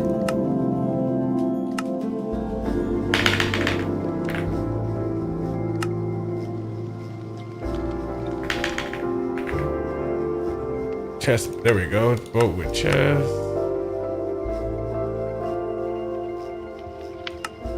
If you want to ride, you want the one without the chest. Oh yeah, you're right. My dumbass built. Well, let me use one of the dump chests and dump all this extra shit I got out. You trying to stop off? Around the explore. Well, if that's okay, let me quickly dump off some shit I know I ain't gonna need. Dump.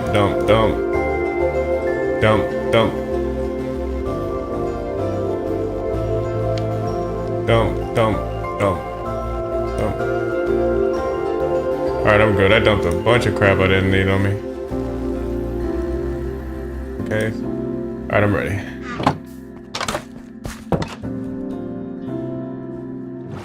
Yeah, I don't like all these loose boats, even though it's pretty safe. Water physics looking nice. Crib looking nice.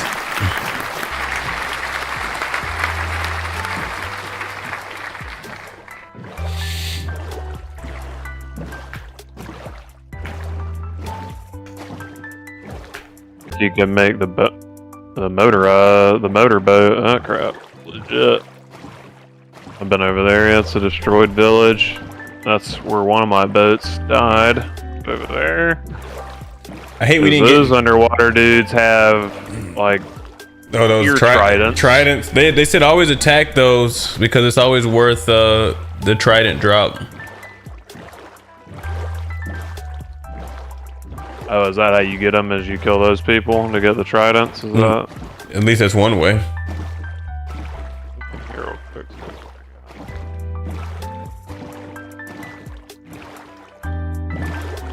Take a cave, all right. Get that little lilac real quick.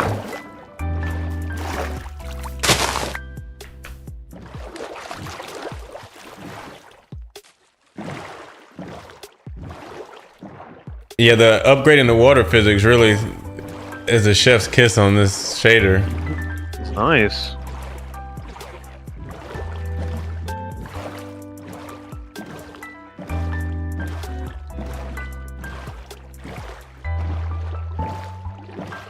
Fish almost jumped on the boat. Come on, you ain't jumping back out, you jump in.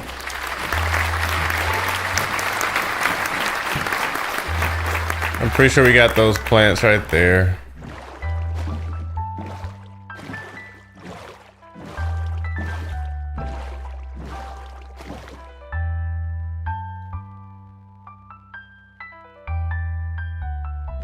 That dead ends? Where? Where we just came from. That's just Well, why do we turn back from that path? Weren't we kind of going down that way? We're cutting down one of the rivers. I'm just trying to get an idea how big our continent is. Yeah. The lay of the land around the base, since that's easier to get to and from. Oh, we need to get some beehives at the base. We just gotta grow those those. Oh, about to pull up on a village. We've been here, eh? Oh, dark. We've been here, maybe. Any close village, I feel like maybe we have, maybe we haven't. Regardless, I want this dark oaks. This is just what I was asking about. That Savannah Wood stuff. Yeah. Yeah, I want all this. And these folks wanna. I want all of this, good sire. Oh, it's a good wood. It'd be cool to build something with this wood, bro. I love this color. It's awesome.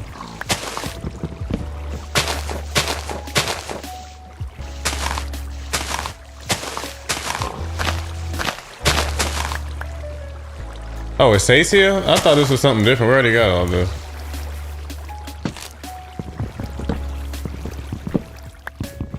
Have we been to this village? No.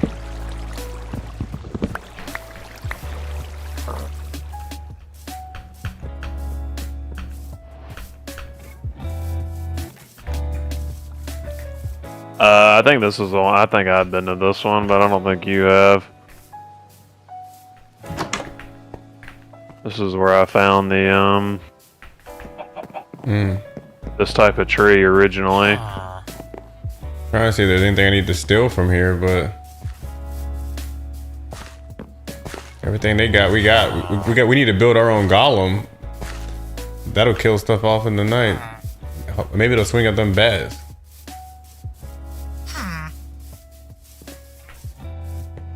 Roll out of here. What's this right here? Let me borrow this, buddy. You don't like it? Don't mind if I do. Oh wait, did I? Oh crap, that went into nothing. Shoot, I think I mined that the wrong way. Crap. That guy had some kind of weird looking table, but I mined it the wrong way. I think and broke it. Wasn't that about a bitch? All right, let's leave. I think it was a brew table too. I think let me see. Let me try again with this. There we go. Now I got it. Hey, brewing stand. Let's go. Take that right back to the crib. Where did the other one I broke down go? You gotta do it with a pickaxe, I guess, because I lost the other one. All right, that's a good grab. Thanks, officer. Ooh, y'all in here doing what, little kid? Headed back to the boat. Okay.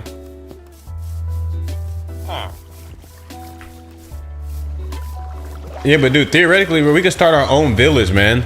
All we need is 2 villagers, and we get them to breed, and we set up all their workstations, give them jobs, and we can create our own, I guess, randomization of wait, where you at? I went the wrong side of the.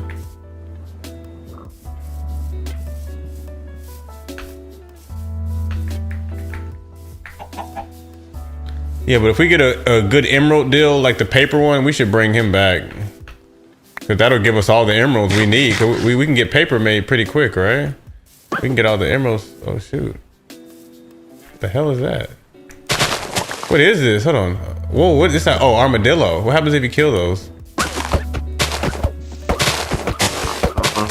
Let me kill it, see if you drop any armadillo meat. Oh, it's not dying. And there's a cave down here. Let me get back to the water. I'm almost back.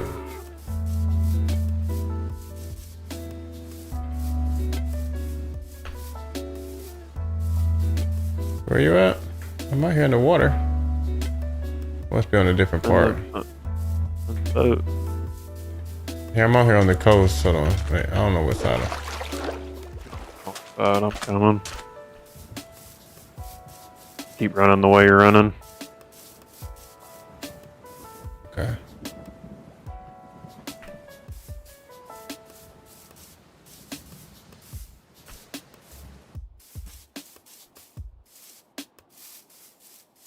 I see you. Dang, I was way off.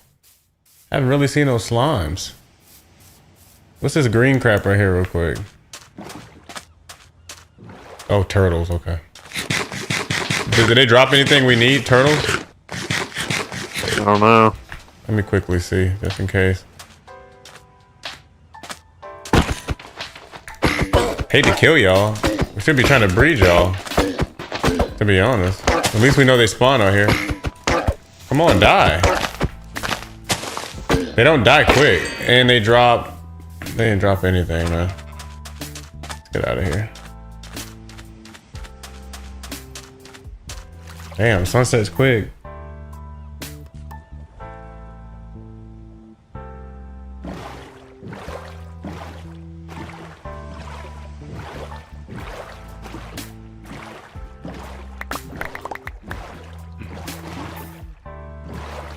A lot of enemies under us. Pirate ship. That's the one you've been to, right? Not even here. Let me get this quick chest. Oh shit, get in the boat. Oh, the damn bats. There's a chest here. You don't want to try to... We can try for it. That's fine. Yeah, I just need to put something above our head real quick. Here, let me move quick. Where the hell is my axe, man? All right, here.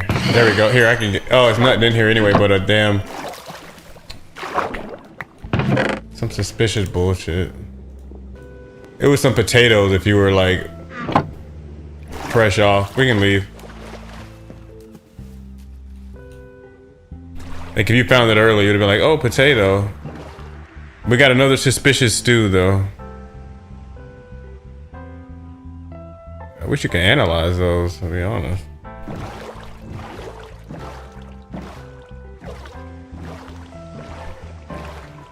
Don't be afraid to hit F5, bro, to get a better look at your surroundings. It really helps. Oh shit! That damn trident shit. It helps with that too, cause you can move forward and look behind you. If you ever get caught up with a bunch of mobs, switch to third person. It makes you fight way better. Cause you really understand just kind of everything around you. Look at that creeper, hungry. Ooh, enders. Look at that little island over there. It's like a little Minecraft looking tower. That would have been a cool place to build up. Mm-hmm.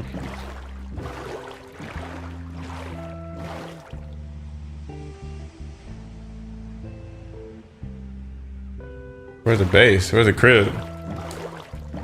Far away, but I'm headed back. Cactus? No, it's not cactus. Keep my eye on any goodies, but we got all this.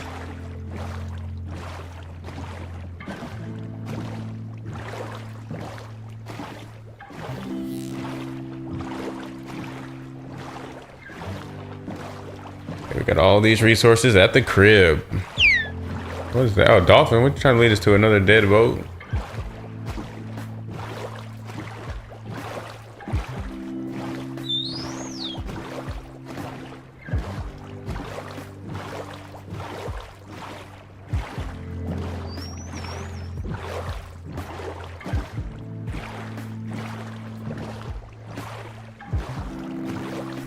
It's bedtime gaming with Dr. Madness.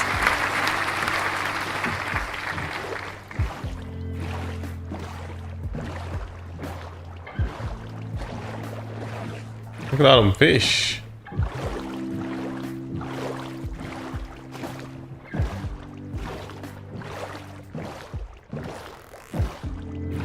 Dolphin hanging out.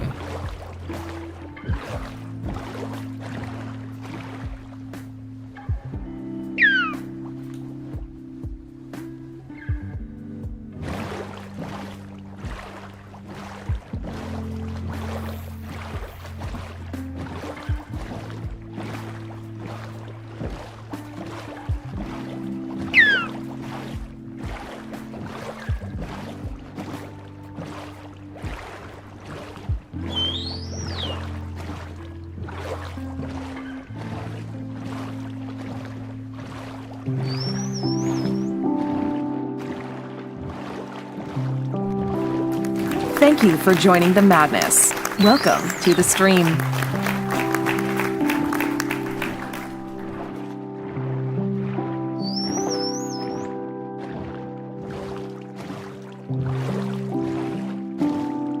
Weird little owl.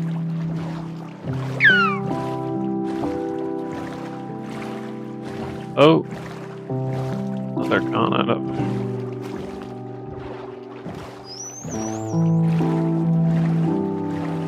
Saying it got to be something in the sand tower if you went straight down. Where'd you see we got monsters coming?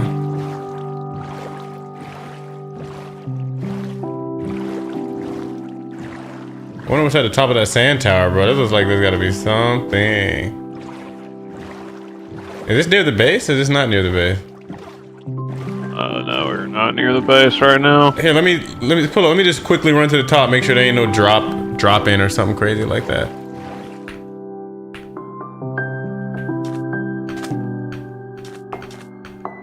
Nice creeper. I'm gonna get you to blow some of this up. It's too flat, bro. It's definitely got to be something below this. Here, I'm gonna get a creeper to. Hold on. Yeah. I'm gonna get the creeper to kind of blow it up here. Yeah, third person makes it almost like too easy. Yeah, ooh, 2 creepers, come on.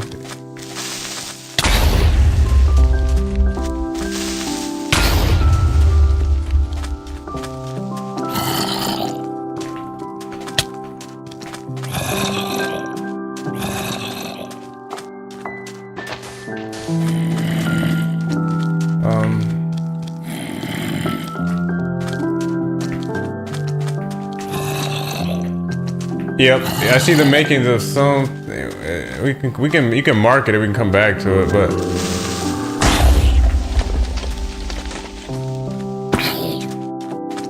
yeah, it looks like the opening could be right here. Why didn't I make a sword?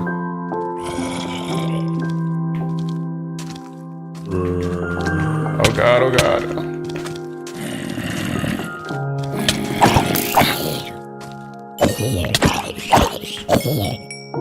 Nice. Let me see if we can get in here. We can avoid the bats. Let's just see if this. What kind of? We got some special rock here, right? I think this may be leading in the.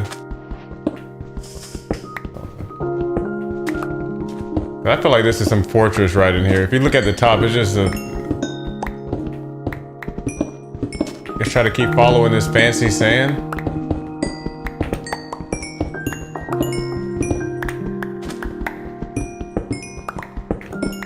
See if it takes us. Or traps us. That shit could be a trap. It could be a trap. I don't know if it's taking us where we. Got a couple blocks of fancy sand, but. Yeah, it kind of gave out. Yeah, it gave out. Oh, God. Can I shoot the arrow from the boat? Oh, yes, sir. That's a game changer. I didn't know that.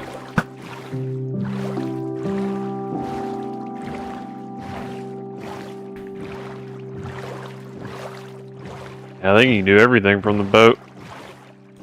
Yeah, you something can. on this island. Is it almost daytime? Yeah, sun's coming up. Yeah, that sun's coming up. That moon's going down.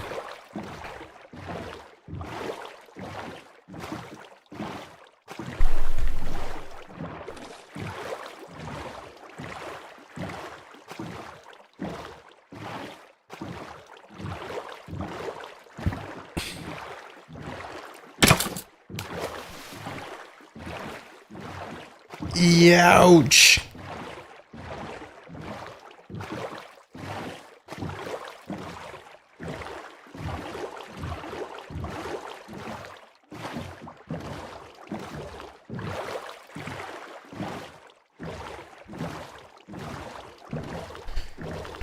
Got the sun out, sun's coming up.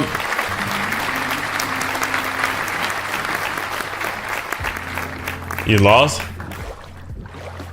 No. I was kind of waiting. I wanted to see if there was another like continent or something over there. Oh, bro, we can build. I see something on the mini map right here that I want to go look at. So, bro, I learned if you have a compass, it'll point you to 0. But if you can build another compass, that will always point back to where you built the spawn point, like where you put the block. And it's like an easy way to kind of know what direction the base is. We'll have to build that. You gotta, maybe you enchant it or throw magic on it. I don't know what you do. What you looking for out here? Just checking this island? This up here. Is it kind of small? Oh, shite. How'd you see this? Mini map. My mini map. I don't have no iron for that. You need iron for that? Need diamond for this.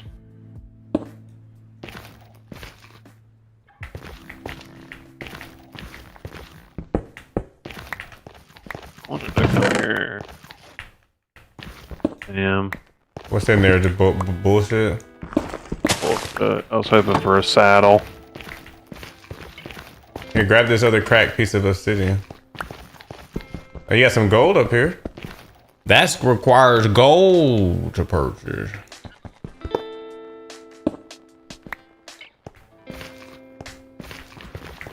And you broke the chest down? Took it all. I've turned into a fool and take the damn netherrack. And netherrack is pretty much like dirt of the underworld. It's pretty trash as a base building up there. Yeah. You want this netherrack? I get it for you, bro. I can mine this crap in no time. That ain't gonna do shit for us. Maybe for later, but I think we got enough to have any vision for it before we know we need more.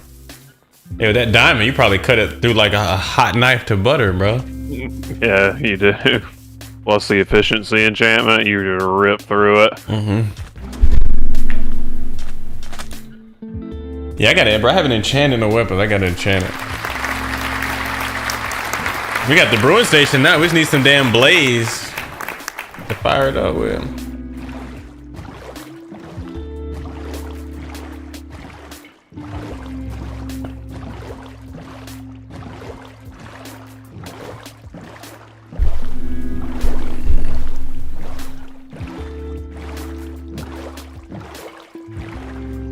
You venturing out? We're headed home. Oh.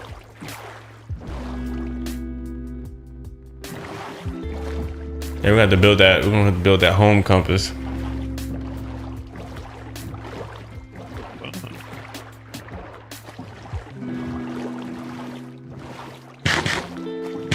Little island. You got lights on that? I'm rocking with it. We ain't been over here. I was out here, drop some lights real quick out here.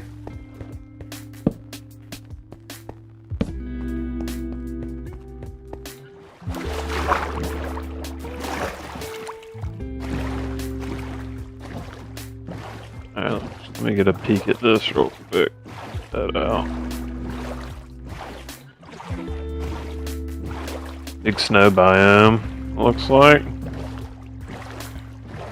I want to build a snow golem so we can produce some snow. Some cherry trees. I wouldn't Big mind. islands up there. I wouldn't mind a few more cherry saplings. Hit this real quick. Let me dump out what I don't. Let me dump out these wheat seeds. Dump out this kelp. And don't pick it back up.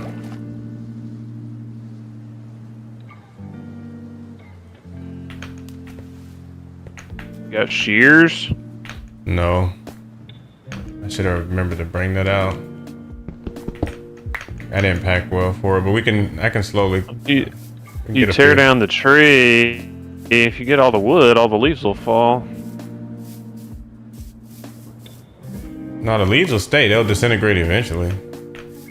I mean, you can still chop into it. It just take longer, and the shears will just yield more. But you'll get lucky. You get lucky.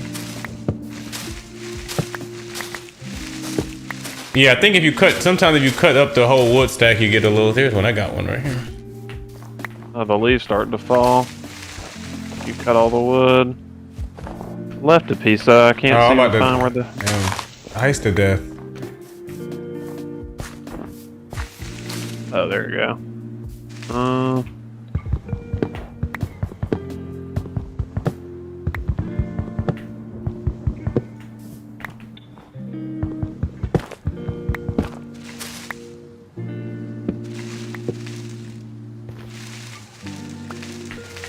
Leaves should start to fall.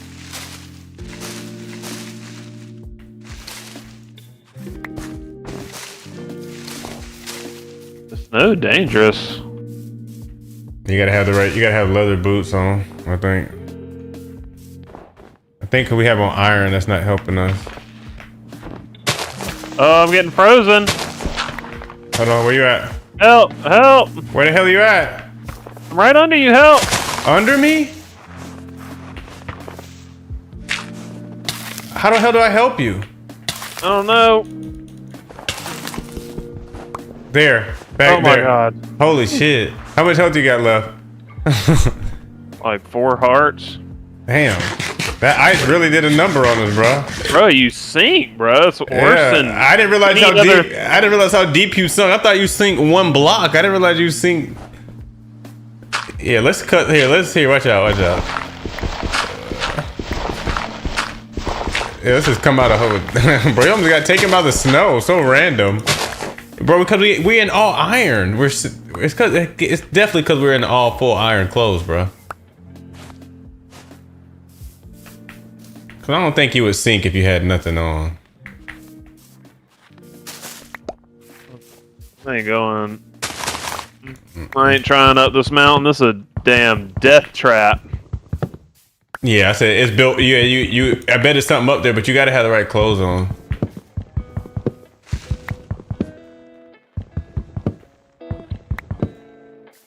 Oh yeah, I picked up a bunch of saplings. All right.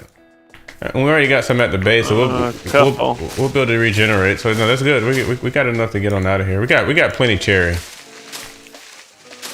Even just having the one at the base is good. We'll build it. All right, I'm coming back. Really got to. I mean, going up the mountain's dangerous. You trying it?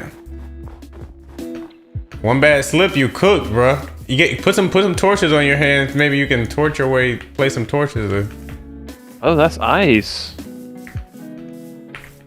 Can't get it. What happens if you try to mine it? It's just gonna shatter. Yeah, it breaks. Alright.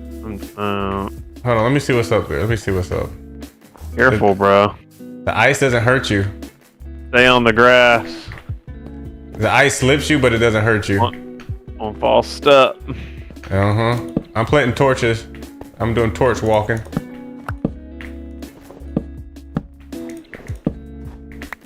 And there's your cave entrance.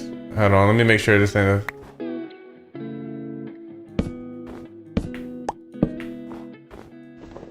Yeah, I'm putting and it's kind of, no, it's not really no cave entrance. It looked like it would start you on one. All right, let me see if I can get back in one piece. But I played with fire. All right.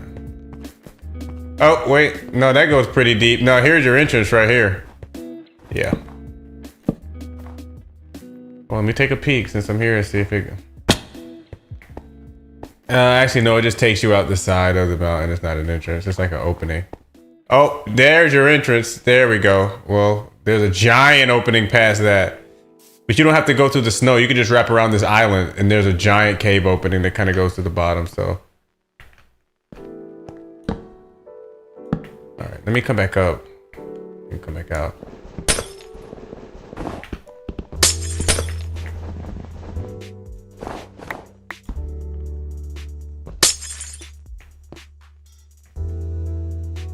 Be back at the. Back out of the cherry tree I mined. Okay. Letting these leaves decay on me. Okay. What leaves decay? Leaves don't decay, bro. Yeah, when you cut all the wood, they start to just fall off. You mean the cherry trees are special in that their leaves have a falling animation? Is that what you mean? The leaves literally like just start to break as if you're mining them, and it drops loot. Yeah, like how or frequent? saplings. I mean, I used to tree farm, bro, and it was the worst part was having to go back and disintegrate like the other tree stuff in the. I mean, I know it. I don't know how long it takes, but are you watching it disappear right in front of your face? Yeah, they must have changed that. It's getting nice. Yeah, you can watch it, but I typically don't. I usually just come back every once in a while, but we can go. Yeah, that makes sense. That makes sense, and that's why when you have the farm is good because you can just cut it down, and then once it breaks down, collect. I got some snowballs. All right, let me. Do I have room for any more? Let me get another 16 stack.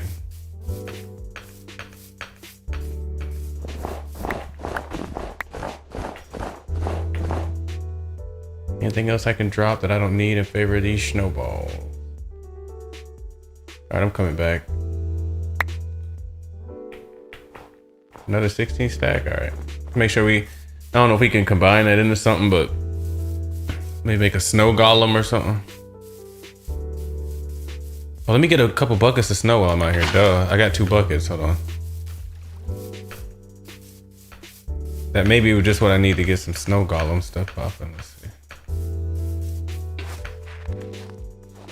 Crap, don't get caught. Don't get caught. Oh crap, am I getting stuck?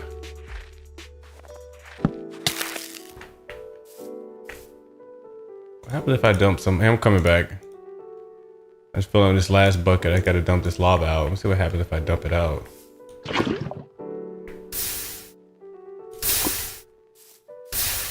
Alright. I just got a couple buckets of snow. And a couple stacks of snowball. Nothing happened on the lava? Look, it just sat. It didn't even move, bro. It melted what it touched, but uh-oh, it's still. I think it's slowly. Hey, we can dip out. I'm ready to head back when you want. I got like tons of snowballs, 2 buckets of snow.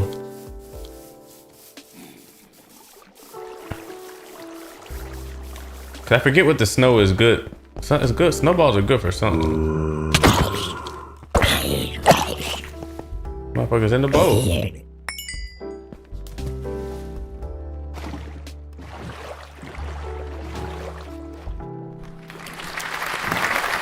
Shout out to Tom Laundry. What's up?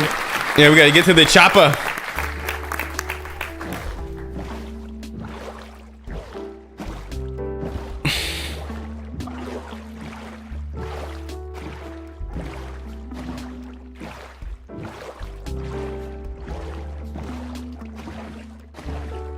Yeah, snowballs are good to defeat blazes in the nether realm, so they're gonna be good to have.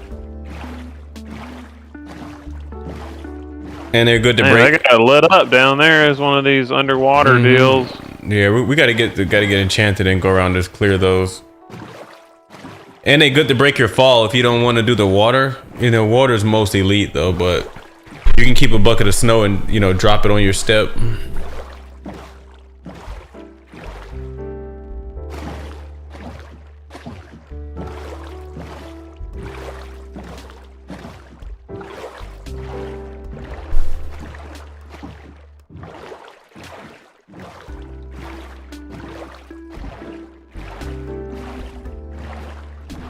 It's bedtime gaming with Dr. Madness. That was a good little run. I got several. I mean, here, let's light this up real quick. Is this the right way back? Yeah. Okay, I got 3 torches left. I can hit it. Oh shit! What the hell? Hold on, bro. All my shit just got thrown.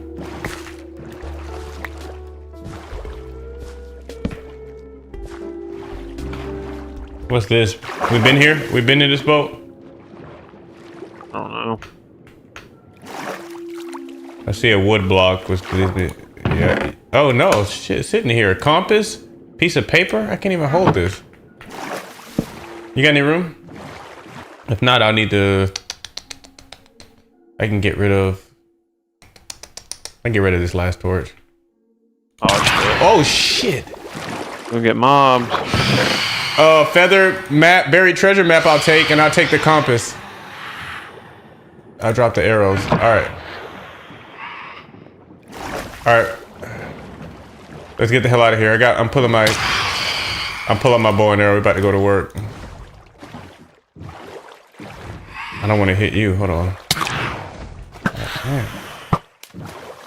Wow, my aim is limited to what's in front of me. I can't turn around on it. What the hell is this? Bro, they coming for it. Wow. Oh! Oh shit. Oh, what the hell? Damn, bro. Okay, hold on. With a lot of stuff. Yeah, I know. Hold on. All I can do is... Oh my god, it took my levels. You've got to be kidding me. Bro, I'm getting murked. There's a whole wheel. We put up on the wrong... I'm gonna try to build... Oh crap, I'm gonna try to build a block and... That's so frustrating. Yeah, bro, this is kind of not a good... Oh my god. You have any idea where I'm at? Yeah.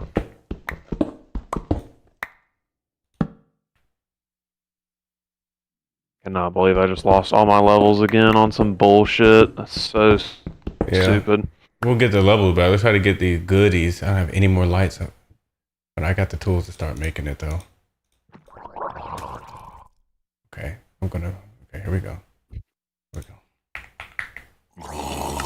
They're right outside lurking for me, but I'm safe right now. I'm about to build a crafting table. We're gonna get some lights. Then we're gonna get your stuff. But I thought you get a chest.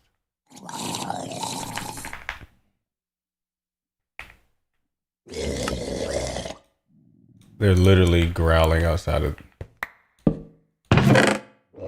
Back picking up stuff up. Just keep them distracted. Oh, you're already back? Yeah. Oh damn, I had built a whole... Okay, I don't need all this. Let me eat.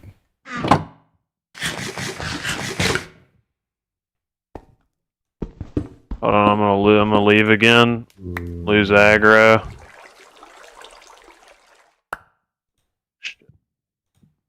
You mean to go in the water and grab anything?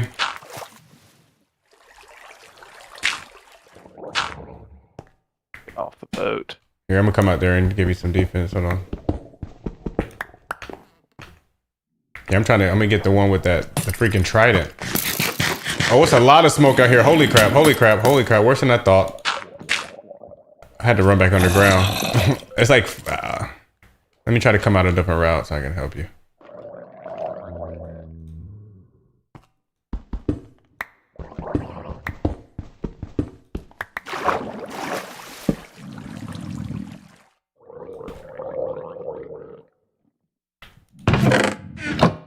Do I need to build a boat chest? Chest boat? No. Alright, tell me when I can make a clean break. Let me build a sword. Let me build a sword in the meantime.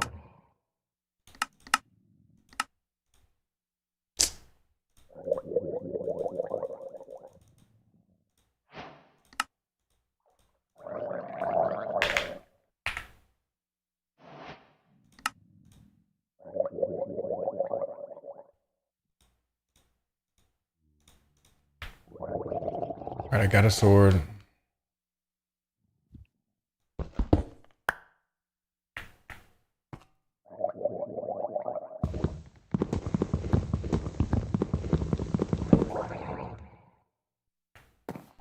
Alright, it's becoming day 2. Where you at? Trying to get all my stuff. Why don't I see you? I just see your stuff floating. Coming back through right now. Oh, I see you. Oh, you on the boat. You right. I see some of your stuff. Here, I'll try to keep this beef over here.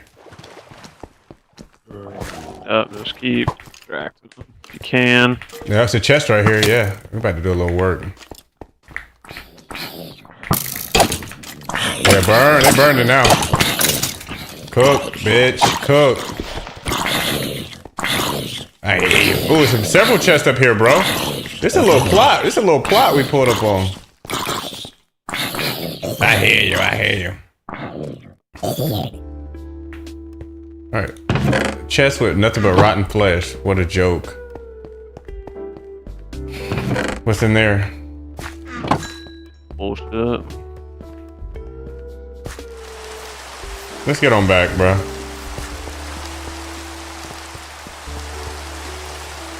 I'm so ill about losing them levels. I know, bro. I know that burns. That farm can always be built. Farm can always be built. Oh, damn. Hold on. Ain't no room on that. Hold on. I got another boat here. Okay. Shit. Hold on. Shit under me, trying to kill me. Is he throwing how far is that bastard? Hold on. Let me see if I can get that trident up off this loser. I gotta get my health back up. I'm getting murked by those. I'm about to eat him with some pork chops. Why am I eating this weak ass bread? Here, I'm about to make one more run for this, Wait, can I hit him with the arrows from up here? I'm gonna see if I can long range this guy. Not the only one with a ranged weapon. Oh yeah, bro, you can. Oh, that's actually not working. Oh, that guy, these are actually very strong. Shit. Shit. Damn. I didn't realize, yeah, I lost my fucking 23 levels. God damn it, I didn't realize the damn shit were knocking. That's what killed you, bro. A couple hits with that, I was cooked. How far away? You must have not been that far. Luckily, we got these damn 100 boats out here. I'm about to pull back up. That's so embarrassing. Got too greedy, man. I should have just left. Yep. It's all greed. What happens when you? Where do you go when you come out of here? You went left or? Almost back. Hold on. Just keep going the way you're going. I see. I gotta go grab all my shit. Levels wiped. 23 levels cooked, and I didn't upgrade anything. I think you never even had it. You me keep following, just following this perimeter.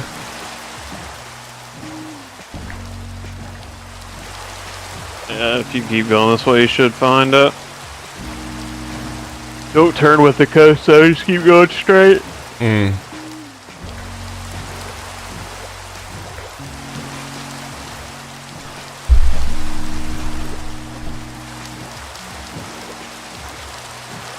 So ridiculous. I better get all my stuff, bro. I got some important stuff.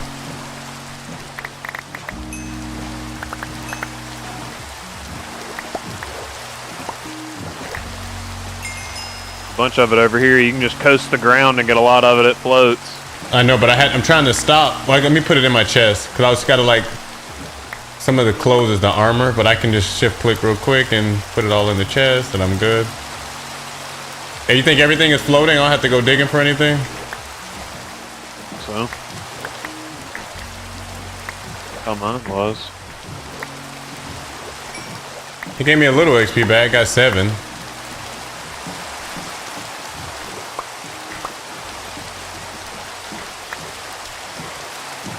Alright, I think I got everything. Let's get the hell out of here.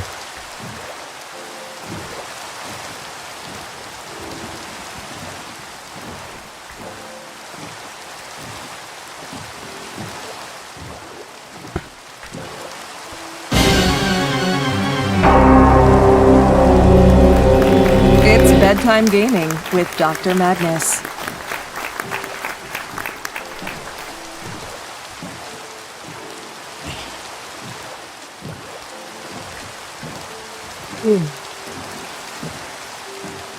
Yeah, that light run turned into a damn medium run. Switch this thing off. We got several good. Did I get on my? Yeah, I got several good hauls. Got the brewing station. Yeah.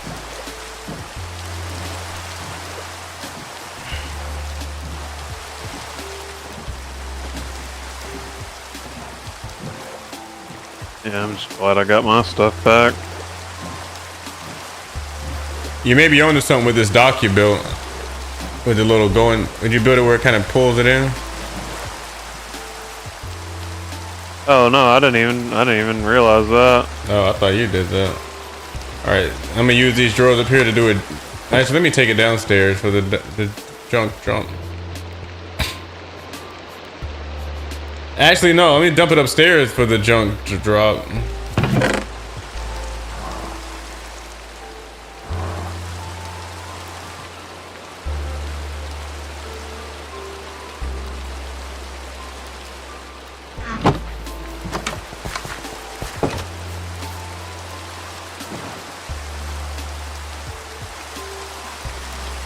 I got a compass, some treasure maps.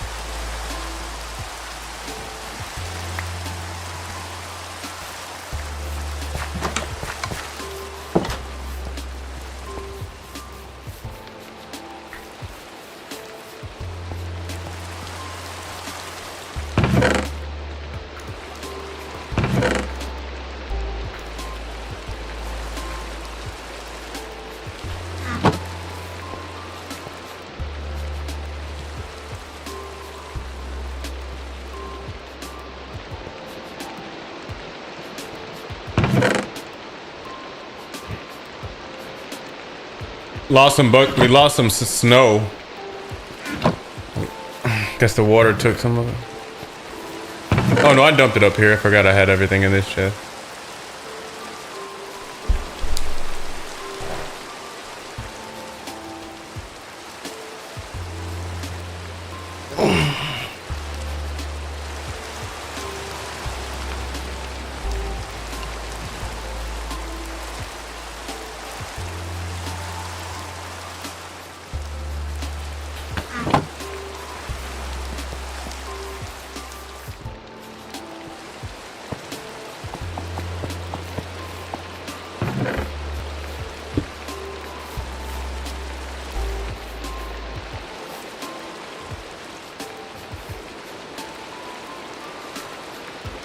Got the brewing stand hooked up. We can at least make some awkward potions. Can't do shit with that though. Actually, we can't even make that. We need some nether wart.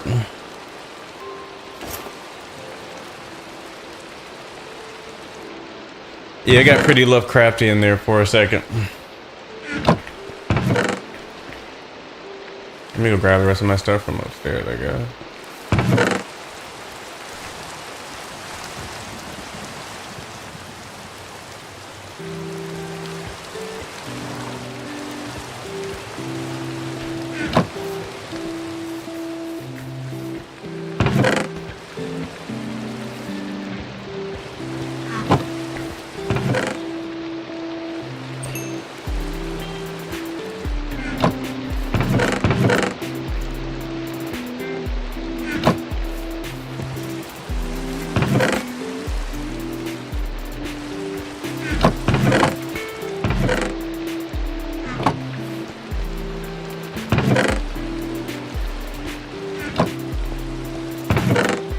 There's some buried treasure maps in this.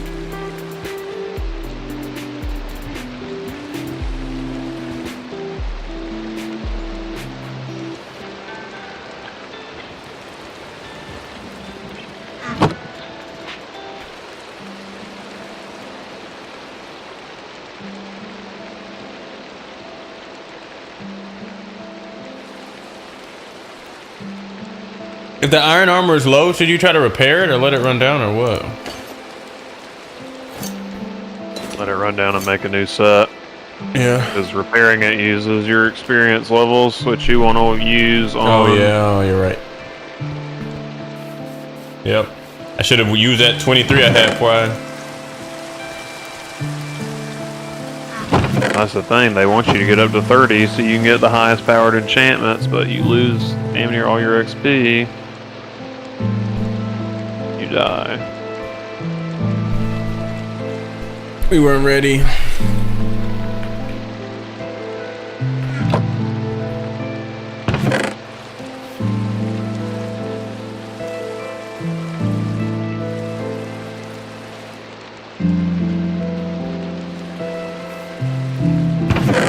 I'm scared to eat this suspicious stew.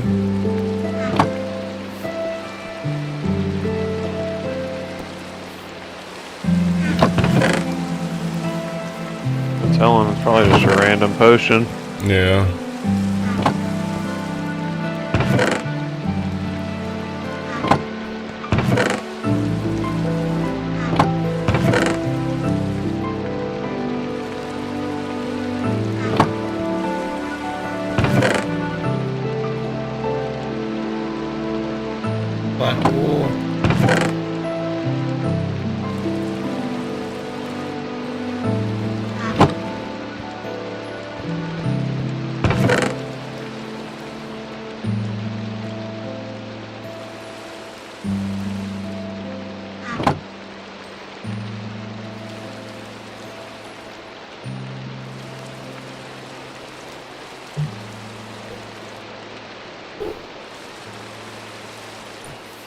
If I'm correct, I think you can.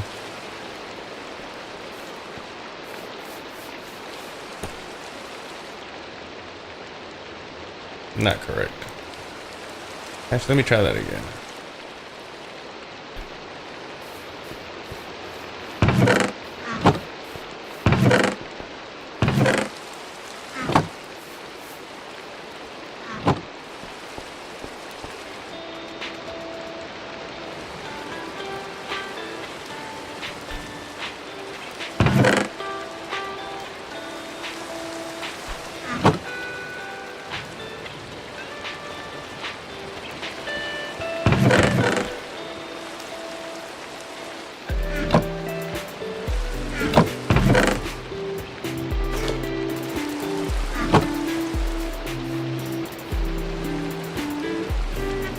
All right, that was a good point. I'm about to jump off. You want to sleep?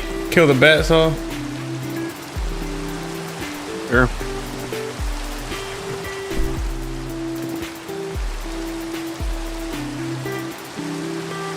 Yeah, we were both killed by the freaking. They do something and it sinks your boat. I think it destroys the boat. Once I get the boat, I mean, you're helpless out there. So. You gotta have a backup boat. We didn't pack smart. We just kind of, you have a backup boat, little iron. Cause they take now we'll know, they take at least one of us with a backup boat.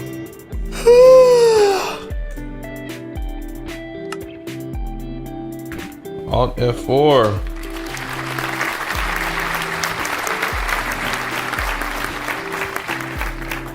That's a good run.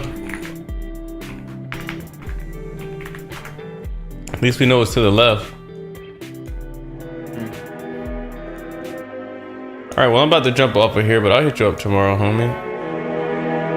Alright, man. Yeah, I'll see you tomorrow. Alright, peace out. Yeah.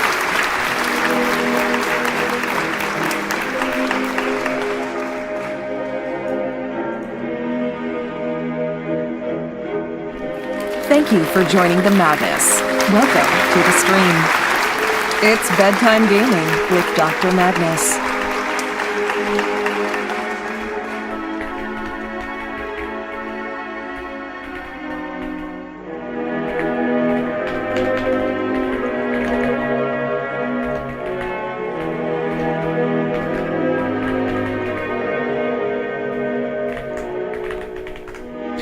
It's your boy Dr. Madness. We ran some It's Minecraft bedtime gaming with Dr. Madness. Presidential Edition. Thanks so much, Ben, for joining in. Always a pleasure. Shout out to Tom Laundry and Salo. Are you ready to meet the doctor? Are you ready to take a nap? Are you ready to eat some food because you're hungry? We're going to take a little break. We're going to be back. Have a nice night. Be safe. It's Dr. Madness. It's Dr. Madness.